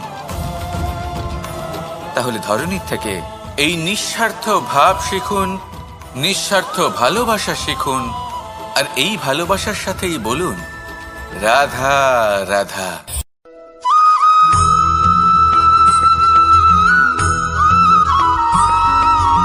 মানুষ জন্মগ্রহণ করে, তার সাথে ভয়েরও জন্ম হয়। ছোটবেলা থেকেই আমাদের মনে কোনো না কোনো প্রকারের ভয় থেকেই যায়। কেউ এই বিষয়ে ভয় পায় যে তার কোনো বস্তু তার থেকে দূরে চলে যাবে, কেউ এই বিষয়ে ভয় পায় যে আমি নিজেকে হারিয়ে ফেলব, কেউ এই ভেবে ভয় পায় যে আমার প্রিয়জনেরা তারা যেন আমার থেকে দূরে না চলে যায়, কেউ এই ভেবে ভয় পায় যে আমরা যেন পথ না হারিয়ে ফেলি, আদি ইত্যাদি। কিন্তু সত্যি কথা বলতে ভেবে দেখুন, এই ভয় বাস্তবে কি? শুধুই একটা মনস্থিতি, আর কিছুই নয়। যা কিছু আপনি জীবনে পেয়েছেন তা একদিন আপনাকে হারাতে হবে। এই জীবন হলো আপনারই, কিন্তু তাও একদিন সমাপ্ত হবে। তাই ভয় পেয়ে কি লাভ? এই ভয় শুধু আপনাকে জীবন যাপন করা থেকে বাধা দিচ্ছে, আর কিচ্ছু নয়। পথ হারিয়ে ফেললেই বুঝতে পারবেন যে নতুন পথ কিভাবে বানাতে হয়। কিছু মানুষকে জীবন থেকে হারালে তবেই আপনি বুঝবেন যে আপনার আপনজনকে। এই ভয়ের কারণে ভীত হয়ে থাকবেন না। এই তারা নক্ষত্র অন্ধকারের অভাবে গুরুত্ব হারায়। শিবকেও মহাদেব হওয়ার জন্য বিষপান করতে হয়েছিল। প্রত্যেক পরিস্থিতি, প্রত্যেক সাফল্য আপনার পরীক্ষা নেবে, তাতে উত্তীর্ণ হওয়া হলো আপনার কর্ম। যখনই আপনি ভয় পাবেন বা সংকটের সম্মুখীন হবেন, তখন সাহসের সাথে তার সম্মুখীন হন। মনে রাখবেন, যে সম্মুখীন হতে জানে সাফল্য তার সাথে সবসময় থাকে। আসুন আর আমার সাথে ভালোবেসে বলুন রাধা রাধা।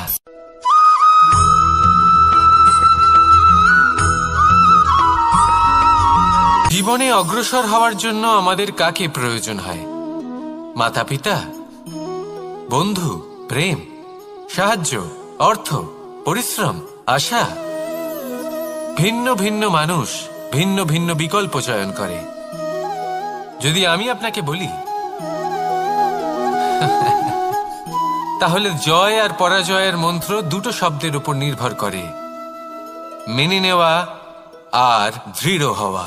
যদি মেনে নেন তাহলে হেরে যাবেন, যদি দৃঢ় হন তাহলে নিশ্চিত রূপে জয়ী হবেন। যদি কখনো আপনি ক্লান্ত হয়ে ওঠেন, আপনি দুঃখী হন, পুরোপুরি ভেঙে পড়েছেন, তখন মেনে নেবেন না যে আপনি ভেঙে পড়েছেন, নয়তো হেরে যাবেন। তখন উল্টে স্থির করবেন যে যাই হয়ে যাক না কেন, আমি জয়ী হবই। আর আপনি দেখবেন যে জয় নিশ্চিত রূপে আপনার কাছেই আসবে। তাহলে এই কথা মনে রাখবেন আর আমার সাথে ভালোবেসে বলবেন রাধা রাধা।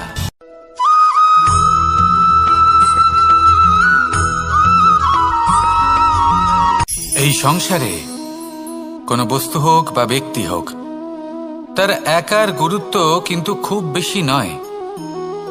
একটা উদাহরণ হিসেবে বৃষ্টির ফোঁটাকে ভেবে দেখুন। যদি একটি বৃষ্টির ফোঁটা হয় তাহলে তার খুব বেশি গুরুত্ব থাকে না, কিন্তু যখন সহস্র বৃষ্টির ফোঁটা মেঘের মধ্যে দিয়ে ঝরে পড়ে তখন সেটা বর্ষার রূপ ধারণ করে। সেই বর্ষা যা এই প্রকৃতিকে শান্ত করে। সেইভাবেই পাথরের ছোট টুকরো, তার খুব বেশি গুরুত্ব থাকে না, কিন্তু যখন অসংখ্য পাথরের টুকরো একত্রিত হয় তখন তা পর্বতের আকার ধারণ করে। সেইভাবেই কিছু মানুষ যখন একত্রিত হন তখন তৈরি হয় পরিবার, কিছু পরিবার যখন একত্রিত হয় তখন তৈরি হয় সমাজ, যখন অনেক সংখ্যক সমাজ একত্রিত হয় তখন তৈরি হয় রাজ্য। এবার এই রাজ্যের সবথেকে গুরুত্বপূর্ণ ব্যক্তি হতে পারেন রাজা, কিন্তু তাও সেই রাজা একা কিছু করতে পারেন না। যুদ্ধ লড়ার সময় তারও নিজের সৈন্যদলকে প্রয়োজন পড়ে। কিন্তু এই সংসারে এমন একজন ব্যক্তি আছেন যিনি একাই সব কাজ করতে থাকেন, এবং সেই ব্যক্তি হলেন মা। আমাদের জীবনে একজন পিতার ভূমিকা কিন্তু নিঃসন্দেহে অমূল্য, কিন্তু আমাদের সকলের জীবনে যে ভূমিকা একজন মায়ের তা অন্য কারোর থাকে না। একজন মা একাই সন্তানকে বড় করতে পারেন, সংস্কারী করে তুলতে পারেন, তার জন্য পরিশ্রম করেন। আর এত কিছু কাজ করার পরেও তার কাজের জন্য তিনি প্রশংসা অবশ্য পান না। উল্টে যদি সেই সন্তান অনুচিত পথে চালিত হয়, অনুচিত কর্ম করে, তখন সেই মাকেই অপবাদের পাত্র হয়ে উঠতে হয়। আমাদের জীবনে মায়ের যোগদান কতটা সেটা বুঝুন। আপনাকে বড় করে তোলার জন্য উনি কতটা পরিশ্রম করেছেন সেটা বুঝুন। আজ থেকে, এখন থেকে, এই মুহূর্ত থেকে মাকে সম্মান করতে শিখুন। যখন সময় পাবেন, যখন সুযোগ হবে, তখন তার প্রশংসা করুন, ওনারও ভালো লাগবে। আর মায়ের এই মমতার জন্য, তার এই ভূমিকার জন্য আসুন সবাই মিলে আমরা তাকে প্রণাম করি, আর সকলে মিলে ভালোবেসে বলি, রাধা রাধা।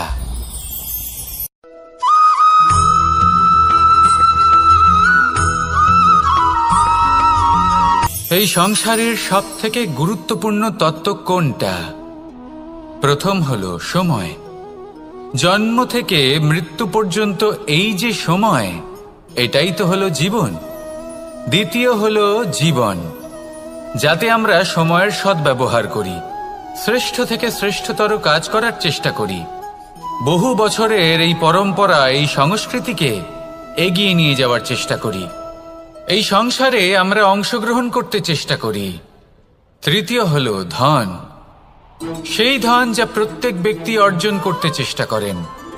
এবার এই তিনটি তত্ত্বের মধ্যে একটা সামঞ্জস্য আছে, সমান ব্যাপার আছে, সে ধনই হোক বা সময় হোক বা হোক জীবন। আর সেই সমান ব্যাপার হলো যে যদি আপনি এটা গণনা করতে থাকেন তাহলে তা কমতে থাকে, যদি আপনি এটা ব্যবহার করেন তাহলে তা বাড়তে থাকে। একে সংগঠিত করে রাখতে চেষ্টা করলে এ হাত থেকে ফসকে যায়, কিন্তু যদি আপনি একে সামলে রাখতে শিখে যান তাহলে এমন কাজ করবেন যাতে সংসারের সাথে সাথে পরবর্তী প্রজন্ম লাভবান হবে। যদি কিছু শিখতে চান তাহলে সামলাতে শিখুন, গণনা করা বা সংগঠিত করা নয়। আসুন আর আমার সাথে ভালোবেসে বলুন, রাধা রাধা।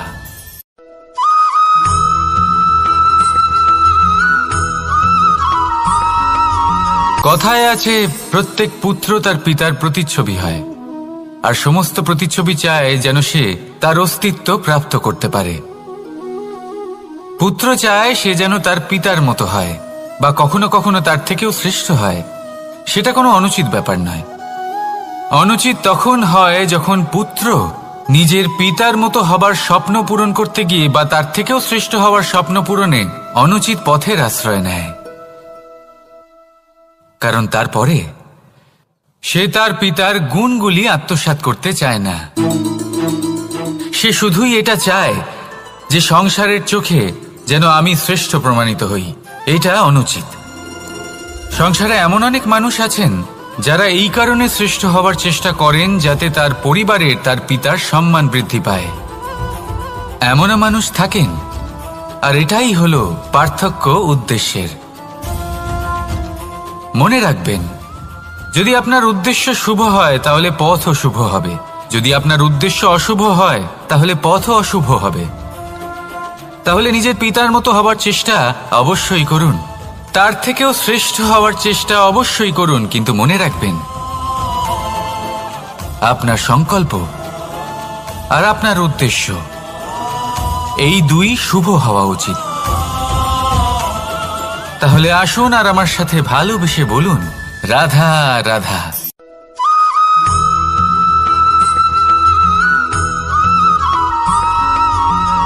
পিতা আর পুত্রের সম্পর্ক অত্যন্ত মধুর হয়ে থাকে।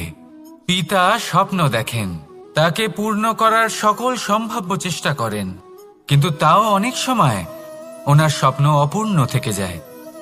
তখন পিতা ভাবেন যে স্বপ্ন উনি পূর্ণ করতে পারেননি, ওনার সন্তান তা অবশ্যই পূরণ করবে। যে স্থানে উনি কখনো পৌঁছতে পারেননি, সেই স্থানে ওনার পুত্র অবশ্যই পৌঁছবে। পিতা নিজের সন্তানের ভবিষ্যৎ নিয়ে সেই স্বপ্ন দেখেন, আর যখন সেই সন্তান সামনে এগোতে থাকে তখন তার দুঃখ হয় না, বরং গর্ব হয়। ওনার ভালো লাগে এটা দেখে যে ওনার সন্তান অনেক উন্নতি করছে।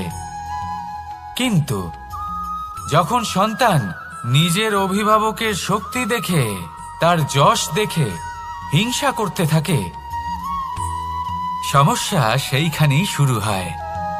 সেই জন্য সকল সন্তানকে এটা মনে রাখতে হবে, দেখুন, পুত্র হবার সুবাদে, এক সন্তান হবার সুবাদে এটা হলো আপনার অধিকার যে আপনি আপনার পিতার থেকে বেশি উন্নতি করবেন। আপনার পিতাও এটাই চান, কিন্তু সুস্থভাবে এটা করুন। একটা রেখা টেনে নিন যাতে আপনি তাতে এগোতে পারেন আর আপনার পিতার তাতে গর্ববোধ হয়, আর সেই বিষয়ে দুঃখ না হয় যে আমার সন্তান আমাকেই ছোট করার চেষ্টা করছে। ইতিহাস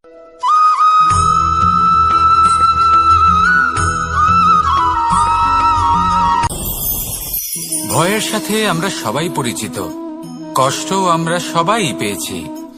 কখনো কখনো আমরা অসুস্থ হয়ে পড়ি, আর এমন সময় হলে মাতার মমতা, কখনো বাবার স্নেহ, কখনো বন্ধুদের পাশে থাকার অনুভূতি আমাদের রোগ নিরাময়ে সাহায্য করে। কখনো যদি আমরা নিরাশ হয়ে পড়ি, তখন যদি আমাদের কোনো আপনজন আমাদের দুটো ভালো কথা বলে, তখন আমাদের মনোবল বেড়ে যায়। ঠিক তেমন সংসারের এই রঙ্গমঞ্চে যদি আপনি পীড়িত অনুভব করেন, কিছু শুভ কথা আলোচনা করুন, কিছু স্তুতি গান করুন, কিছু মুহূর্তের জন্য হলেও নিজের ইষ্টদেবের কথা স্মরণ করুন আর প্রার্থনা করুন। সাহস বাড়বে, শক্তিও বৃদ্ধি পাবে এবং সামনে এগিয়ে চলার পথও দেখতে পাবেন। তখন এই মন প্রসন্ন হয়ে বলবে, রাধা রাধা।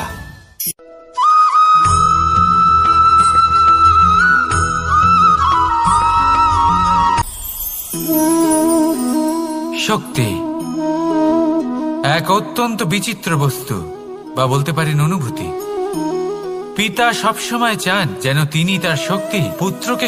আসুন আপনাকে সহজে বোঝাই, যদি আপনি সুপাত্র হন আর আপনাকে শক্তি দেওয়া হয়, তাহলে আপনি সেই শক্তির গুরুত্ব বুঝবেন, কোথায় সেই শক্তি প্রয়োগ করা উচিত সেটা বুঝবেন।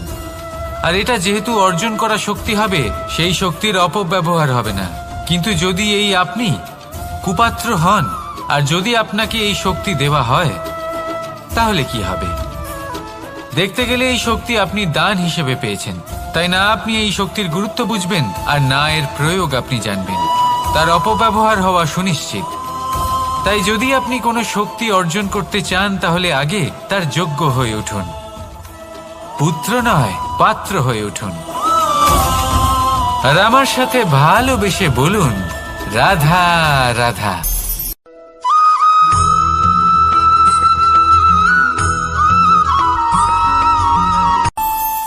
আমাদের মনে যখন কোনো প্রশ্ন ওঠে, কোনো দ্বন্দ্ব জাগে, তখন আমরা যাই আমাদের গুরুর কাছে, আমাদের আরাধ্যের কাছে গিয়ে জিজ্ঞেস করি, এইভাবেই একদিন আমি পৌঁছলাম আমার আরাধ্যের কাছে, আমার মহাদেবের কাছে, আর ওনাকে প্রশ্ন করলাম যে মহাদেব, জীবনে আনন্দ পাওয়ার, উৎসব পালনের, প্রেম ভাগ করে নেবার, জীবনকে উপভোগ করে নেওয়ার সর্বশ্রেষ্ঠ সময় কোনটা?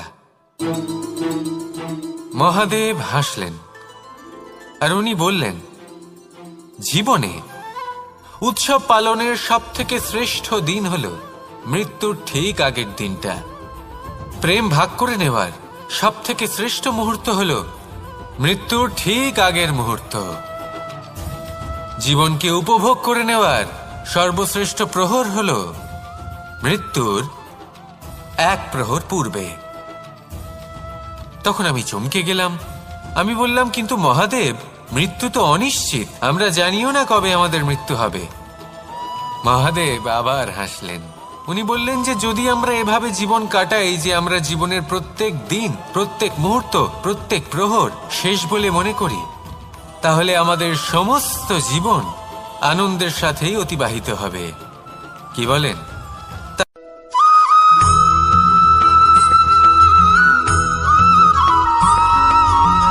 এই সংসারের সব থেকে গুরুত্বপূর্ণ তত্ত্ব কোনটা?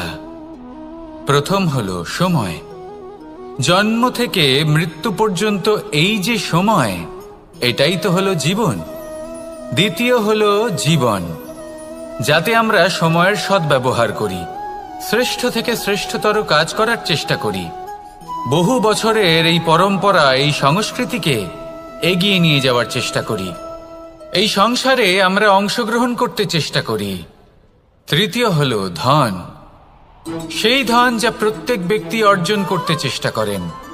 এবার এই তিনটি তত্ত্বের মধ্যে একটা সামঞ্জস্য আছে, সমান ব্যাপার আছে। সে ধনই হোক বা সময় হোক বা হোক জীবন। আর সেই সমান ব্যাপার হলো যে যদি আপনি এটা গণনা করতে থাকেন তাহলে তা কমতে থাকে, যদি আপনি এটা ব্যবহার করেন তাহলে তা বাড়তে থাকে। একে সংগঠিত করে রাখতে চেষ্টা করলে এ হাত থেকে ফসকে যায়, কিন্তু যদি আপনি একে সামলে রাখতে শিখে যান তাহলে এমন কাজ করবেন যাতে সংসারের সাথে সাথে পরবর্তী প্রজন্ম লাভবান হবে। যদি কিছু শিখতে চান তাহলে সামলাতে শিখুন, গণনা করা বা সংগঠিত করা নয়। আসুন আর আমার সাথে ভালোবেসে বলুন, রাধা রাধা।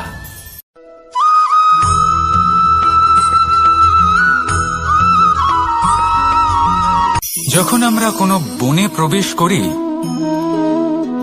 তখন এই সবুজ ঘাস দেখে, এই কোমল ঘাস দেখে আমাদের মন প্রফুল্ল হয়ে ওঠে। ভিন্ন ভিন্ন প্রজাতির ফুল, ভিন্ন ভিন্ন রঙের ফুল দেখে এই মন আনন্দে ভরে ওঠে। এখানে শিশুরা আনন্দ লাভ করে, বড়রা ভোজন গ্রহণ করেন, কথাবার্তা বলেন, হাঁটাহাঁটি করে বেড়ান। এবার ভেবে দেখুন, যখন এই উপবনের নির্মাণ হয়েছিল সেই সময় যদি এই মাটিকে সঠিকভাবে খনন না করা হতো, যদি তাতে সঠিকভাবে বীজ রোপণ না করা হতো, যদি কোনো সংঘর্ষ না হতো, পরিশ্রম না করা হতো, যদি চলতে চলতে পায়ে কাঁটা না বিঁধে যেত, তাহলে এই সুন্দর বন দেখে আমরা কি এই আনন্দ লাভ করতে পারতাম? কখনোই নয়।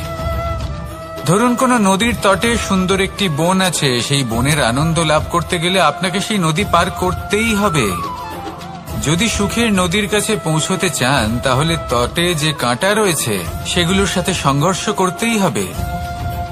এই সংসারে যদি আপনি সুখ লাভ করতে চান তাহলে সুখ লাভের এই যাত্রা শুরু করতে হবে সংঘর্ষ দ্বারা। তাহলে সংঘর্ষকে স্বাগত জানান, এর পেছনেই সুখ রয়েছে যা আপনার জন্য অপেক্ষা করছে। এবার হাসুন আর আমার সাথে ভালোবেসে বলুন, রাধা।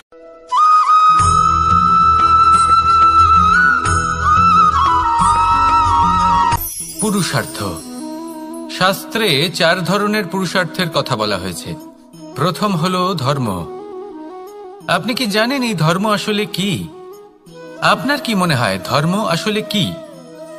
কোনো বিশেষ ঈশ্বরকে মানাই কি ধর্ম বলা হয়? নাকি কোনো বিশেষ রীতি পালন করাই হলো ধর্ম? নাকি কোনো বিশেষ সাহিত্যকে সর্বশ্রেষ্ঠ মনে করাই হলো ধর্ম? না, ধর্ম হলো সেটা যাকে ধারণ করা যেতে পারে, আর ধারণ শুধু সেটাই করা যায় যা পবিত্র। পবিত্র শুধু তাকেই বলা হয় যা নিঃস্বার্থ, যার মধ্যে শাসন করার কোনো ইচ্ছে নেই, যা সরলভাবেই প্রবাহমান, জল এবং বায়ুর মতো। যখন কোনো ব্যক্তি ধর্মকে ধারণ করেন এবং সেই ধর্ম সেই ব্যক্তিকে রক্ষা করে, তখন তাকে ধর্ম বলা হয়। ধর্ম যা রক্ষা করে অহংকার থেকে, খারাপ চিন্তার হাত থেকে। সেই জন্য পুরুষার্থ গড়ে তোলার আগে, ধর্ম পালন করার আগে ধর্মের প্রকৃত অর্থ কি সেটা বুঝে নিন। এটা জেনে রাখুন যে সমস্ত ধর্মের আধার, সমস্ত ধর্মের ভিত শুধুমাত্র ভালোবাসা। আসুন আর এই ভালোবাসার সাথেই বলুন, রাধা রাধা।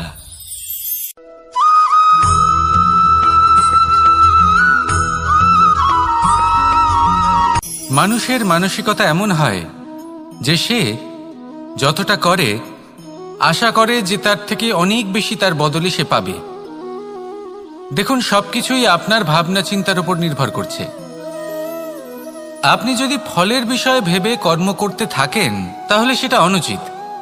জীবনের আসল আনন্দ হলো নিজের কর্ম করতে থাকা, ফলের চিন্তা করা উচিত নয়। যদি আপনি এরকম ভাবেন যে আমি এতটা করছি, আমার এতটা পাওয়া উচিত, সেই ভাবনা অনুচিত। যদি আপনি সেবার মানসিকতা নিয়ে কর্ম করতে থাকেন, কর্মচক্রে প্রবাহিত হন, যদি আপনি এমন ভাবনা রাখেন যে আমি এতটা পাচ্ছি তাই এর থেকে অনেক বেশি আমি কর্ম করব, তাহলে নিশ্চিতরূপে আপনি যতটা করছেন তার থেকে অনেক বেশি আপনি পাবেন, আপনার আশার থেকে অনেক বেশি আপনি পাবেন। শুধু জীবনে অনেক বেশি কাজ করতে থাকুন, ফলের চিন্তা করবেন না। আর মনে রাখবেন, এই ভাবনাই সব থেকে বড় বীজ। কর্মের উপর বিশ্বাস রাখুন, জীবনে যা যা আপনি চান সবই সুখময় হবে। আসুন আর আমার সাথে ভালোবেসে বলুন, রাধা রাধা।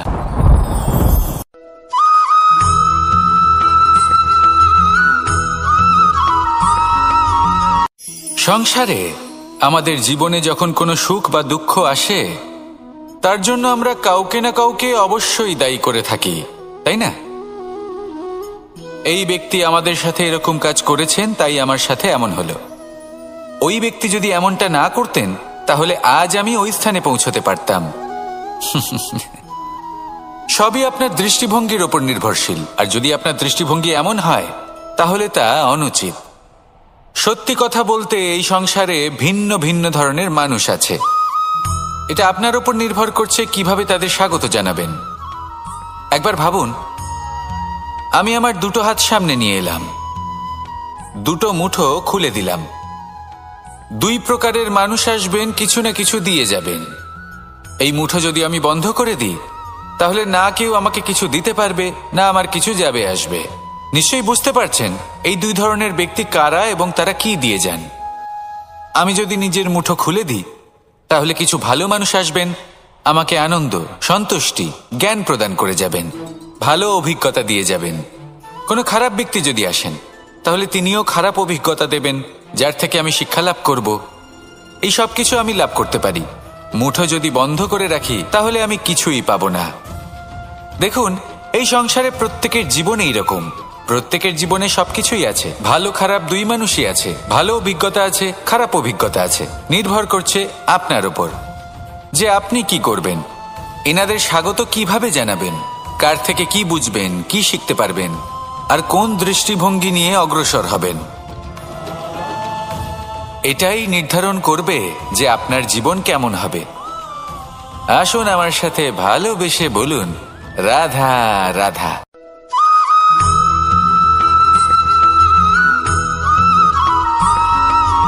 ফিরে আসছিলেন এবং তাদের ফেরার পথে হঠাৎ করে কোথাও থেকে একটি বাছুর চলে এলো। এই দুই বোন ভয়ভীত হয়ে গেলেন আর তাদের হাত থেকে সেই আটা পড়ে গেল, মাটিতে মিশে গেল।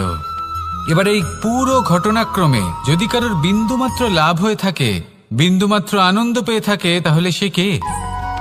সেই ছোট বোন, যিনি মাঝে মাঝেই গমের দানা তুলছিলেন এবং খাচ্ছিলেন। কিছুটা হলেও উনি আনন্দ লাভ করেছিলেন। এবার এরকমই হলো আমাদের জীবনে ভক্তি এবং ভালোবাসা সংক্রান্ত বিষয়। মানুষ নিজের জীবনের দৈনিক কাজে এতটাই ব্যস্ত হয়ে পড়েন, প্রত্যেকদিন শুধু কাজ কাজ কাজ কাজ করতে থাকেন, আর তাতে ভক্তি এবং ভালোবাসার জন্য সময় বার করতেই পারেন না। দেখুন, জীবনে ভক্তি আর প্রেমের এই যে ছোট ছোট মুহূর্ত আছে, এগুলো যদি আপনি যাপন করতে পারেন তাহলে তাতেই আপনি তৃপ্তি লাভ করবেন। বাকি সবই আপনার ব্যর্থ বলেই মনে হবে। জীবনে যখনই আপনি কোনো কাজ করবেন, ঈশ্বরের প্রতি সমর্পিত হয়ে সেই কাজ করুন। আর যখনই সময় পাবেন, তাহলে সেই সময় নিজের আপনজনদের দিন। যাদের আপনি ভালোবাসেন তাদের প্রতি যত্নবান হন, তাদের শুভাকাঙ্ক্ষী হন। এই প্রেম আর ভক্তির ছোট ছোট মুহূর্তগুলো আপনার জীবনকে চরিতার্থ করে তুলবে। আসুন আমার সাথে ভালোবেসে বলুন, রাধা রাধা।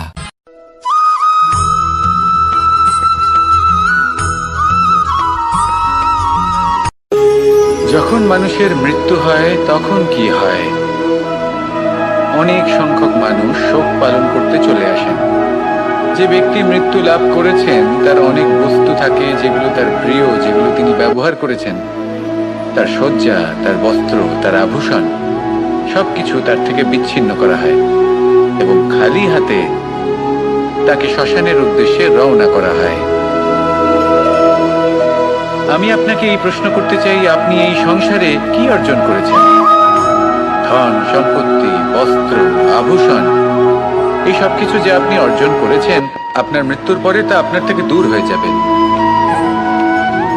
এর উত্তর হলো একটাই, আপনার কর্ম। শুধু সেটাই আছে যা একান্ত আপনার, আর শুধু সেটাই এই সংসার থেকে চলে যাওয়ার পরেও সংসারেই জীবিত থাকবে।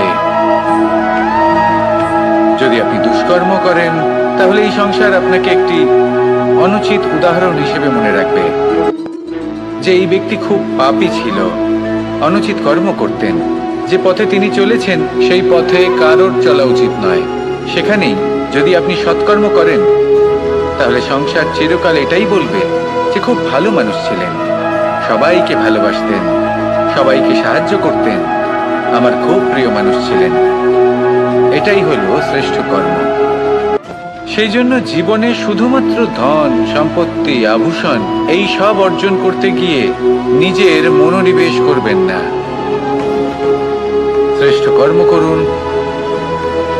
সংসার থেকে চলে যাওয়ার পরেও এই কর্মই এই সংসারে আপনাকে জীবিত রাখবে। আসুন আমার সাথে ভালোবেসে বলুন, রাধা রাধা।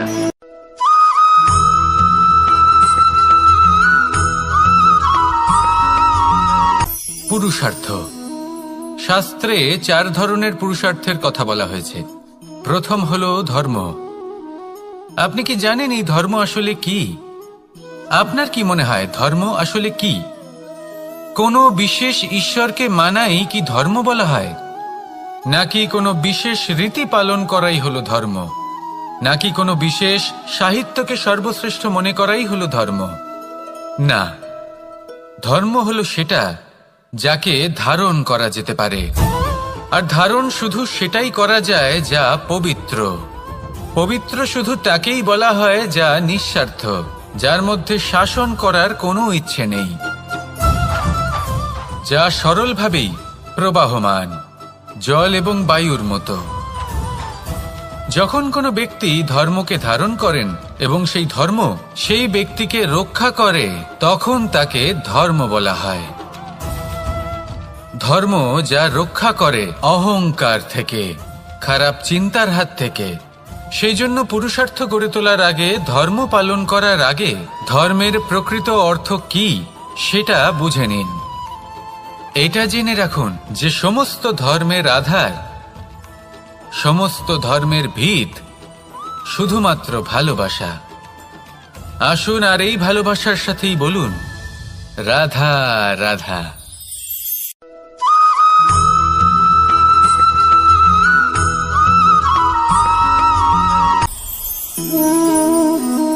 শক্তি এক অত্যন্ত বিচিত্র বস্তু, বা বলতে পারেন অনুভূতি।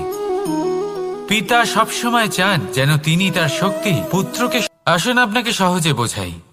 যদি আপনি সুপাত্র হন আর আপনাকে শক্তি দেওয়া হয়, তাহলে আপনি সেই শক্তির গুরুত্ব বুঝবেন, কোথায় সেই শক্তি প্রয়োগ করা উচিত সেটা বুঝবেন। আর এটা যেহেতু অর্জন করা শক্তি হবে, সেই শক্তির অপব্যবহার হবে না। কিন্তু যদি এই আপনি কুপাত্র হন আর যদি আপনাকে এই শক্তি দেওয়া হয়, তাহলে কি হবে? দেখতে গেলে এই শক্তি আপনি দান হিসেবে পেয়েছেন, তাই না আপনি এই শক্তির গুরুত্ব বুঝবেন আর না এর প্রয়োগ আপনি জানবেন। তার অপব্যবহার হওয়া সুনিশ্চিত। তাই যদি আপনি কোনো শক্তি অর্জন করতে চান, তাহলে আগে তার যোগ্য হয়ে উঠুন, পুত্র নয় পাত্র হয়ে উঠুন। আর আমার সাথে ভালোবেসে বলুন, রাধা রাধা।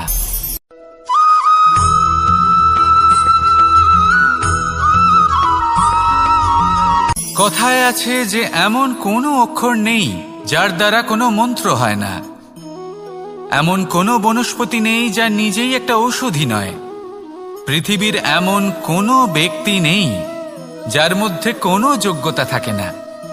শুধু প্রয়োজন হলো যে ব্যক্তিকে আমরা খুঁজে চলেছি তাকে সঠিকভাবে চিনে নেওয়া। যদি তার যোগ্যতা, তার বিশেষত্ব আমরা বুঝতেই না পারি, তাহলে আর লাভ কি রইল? এই সংসারে এমন অনেক ব্যক্তি রয়েছেন যারা ছোট ছোট অসফলতার কারণে আপনাকে এটা বলে দেবে যে আপনি কোনো কাজের নন, আপনি হলেন মূর্খ, আপনি কিছুই করতে পারবেন না। এইসব কথায় কখনোই বিশ্বাস করবেন না, কারণ আপনি এবং প্রত্যেকটি জীব এই পরমাত্মা এবং এই প্রকৃতির সৃষ্টি, যা অত্যন্ত বিশেষ। যদি আপনাকে উদাহরণ দিই, তাহলে একদিকে আছে তরোয়াল, একটা বড় লম্বা তরোয়াল, যার দ্বারা যুদ্ধ করা যায়, জয়লাভ করা যায়। আর অন্যদিকে রয়েছে একটা ছোট্ট সূচ, কিন্তু যে কাজ একটা ছোট্ট সূচ করতে পারে তা একটা তরোয়াল দ্বারা সম্ভব নয়। এর অর্থ হলো এটাই যে প্রত্যেকটা রচনা অত্যন্ত অমূল্য এবং অত্যন্ত বিশেষ হয়। তাহলে বিশ্বাস রাখুন যে আপনি অত্যন্ত বিশেষ একজন, আর প্রেমের সাথে বলুন, রাধা রাধা।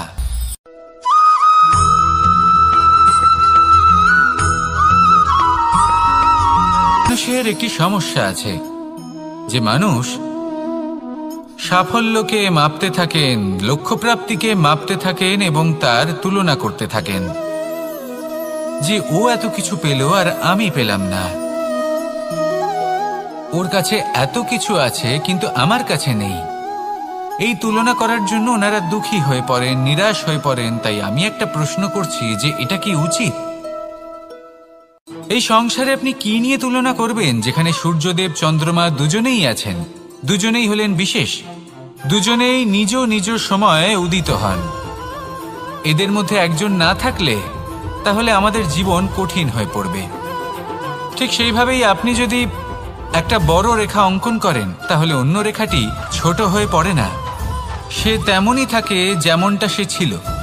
আপনার অস্তিত্ব কখনো ছোট বা বড় হতে পারে না, শুধু তুলনা করার জন্য আপনার এটা মনে হতে পারে। যদি আপনি যুদ্ধ করতে চান, আপনার তলোয়ারের প্রয়োজন পড়বে। যদি বস্ত্র তৈরি করতে চান, এত বড় তলোয়ার দিয়ে কিছুই হবে না, তখন প্রয়োজন পড়বে একটা ছোট্ট সূচের। তাই তুলনা করবেন না, না নিজেকে ছোট মনে করবেন, না অন্য কাউকে। সবার সাথে সহযোগিতা করুন, আর যদি তুলনা করতেই হয়, নিজের সাথে করুন যে কাল আমি কেমন ব্যক্তি ছিলাম, আজ কি তার থেকে শ্রেষ্ঠ হয়ে উঠতে পেরেছি। ভেবে দেখুন ভবিষ্যতে গিয়ে আপনি কতটা শ্রেষ্ঠ ব্যক্তি হতে পারেন। আসুন আমার সাথে ভালোবেসে বলুন, রাধা রাধা।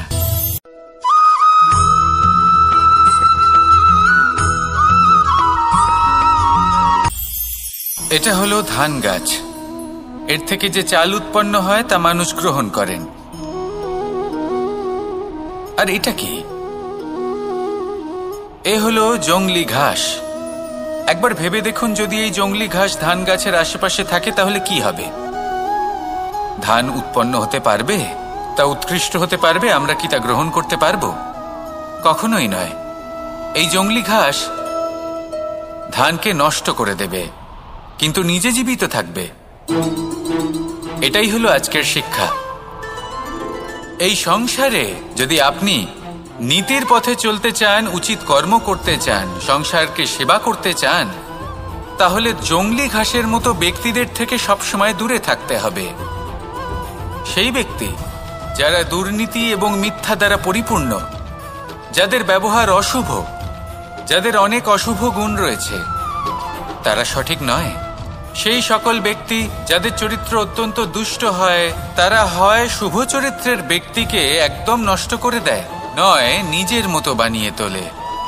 তাই যদি আপনি নীতির পথে চলতে চান, এই সংসারের জন্য শুভ কর্ম করতে চান, তাহলে সেই সঙ্গ লাভ করুন যে সঙ্গ জ্ঞানে পরিপূর্ণ, যাদের মধ্যে অনেক গুণ আছে, যাদের থেকে প্রতিদিন কিছু শিখতে পারবেন। এমন ব্যক্তির সাথে জীবন অতিবাহিত করুন, দুরাচারীদের থেকে দূরে থাকুন। তবেই এই মন প্রসন্ন হয়ে বলবে, রাধা রাধা।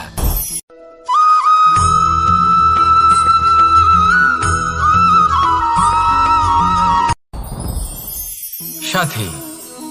সাথী এই শব্দটির ব্যাখ্যা কে কিভাবে করে? মিত্র, সখা, বন্ধু। কিন্তু অর্থ একটাই, তিনি যিনি আপনার সঙ্গী হন আর তিনি যার সাথী আপনি হন। এবার সব থেকে বড় প্রশ্ন হলো এটাই যে তিনি কে হতে পারেন যাকে আপনি আপনার সাথী বলে মেনে নিতে পারেন, নিজের সখা, নিজের মিত্র, নিজের বন্ধু মেনে নিতে পারেন। আপনার সাথী হলেন তিনি যিনি দুঃখের সময় আপনার পাশে থাকবেন, আপনার হাত ধরে থাকবেন। আপনার সাথী হলেন তিনি যার হাত আপনি নিজের সুখের দিনে ধরে থাকবেন। সেই সাথীরই হাত ধরুন যিনি দুঃখে সবসময় আপনাকে সাহায্য করার জন্য তৎপর হয়ে থাকেন, আপনার পাশে থাকেন, আর যাকে সুখের দিনে আপনি আপনার সাথে রাখতে পারেন। আর যখন আপনার সাথে আপনার এই সাথী থাকবে, তখন আপনি এটা বুঝবেন যে যখন জীবনে দুঃখ আসে, তখন এই দুঃখ কমে যায়, সবার মধ্যে ভাগ হয়ে যায়। আর যদি তখন সুখ আসে, তাহলে সেটা সবার উপস্থিতিতে আরো বেড়ে যায়। এটাই হলো প্রেম, এটাই হলো ভালোবাসা, এটাই হলো সঙ্গ। যেমন সম্পর্ক আমার আর রাধার মাঝে। তাহলে আসুন আর আমার সাথে ভালোবেসে বলুন, রাধা রাধা।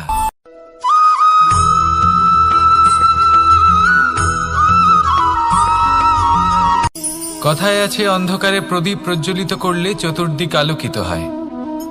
কিন্তু যদি এই প্রদীপ আমি সূর্যের আলোর সম্মুখে সকালবেলায় প্রজ্বলিত করে রেখে দিই, তাহলে কি হবে? আপনি বলবেন যে এটা করে তো কোনো লাভই হলো না। সূর্যের প্রকাশের সামনে এই প্রদীপ আসলে কিছুই নয়। এবার এই চিন্তা ভাবনা প্রত্যেক দিন করতে হবে, আর একটা অমূল্য শিক্ষা পেতে হবে। মনে করুন যে আপনি মহাপুরুষের সামনে বসে আছেন, কোনো মহাজ্ঞানীর সামনে। তাহলে সেই ব্যক্তির সামনে নিজের জ্ঞানের প্রদীপ প্রজ্বলিত করবেন না, নীরব থাকুন, আর সেই ব্যক্তির সূর্যের প্রকাশের মতো জ্ঞান প্রাপ্ত করুন। যতটা পারবেন জ্ঞান লাভ করুন। যদি এমন কোনো সময়, এমন কোনো স্থানে আপনি আছেন যেখানে চতুর্দিক অন্ধকার, কারোর কাছেই জ্ঞান নেই, সেখানে নিজের জ্ঞানের প্রদীপ প্রজ্বলিত করুন। এমন করলে দুদিক থেকেই আপনার লাভ হবে। আপনার জ্ঞান প্রাপ্তিও হবে, আর জ্ঞানের সঠিক প্রয়োগও করতে পারবেন। আর এই মন প্রসন্ন হয়ে বলবে, রাধা রাধা।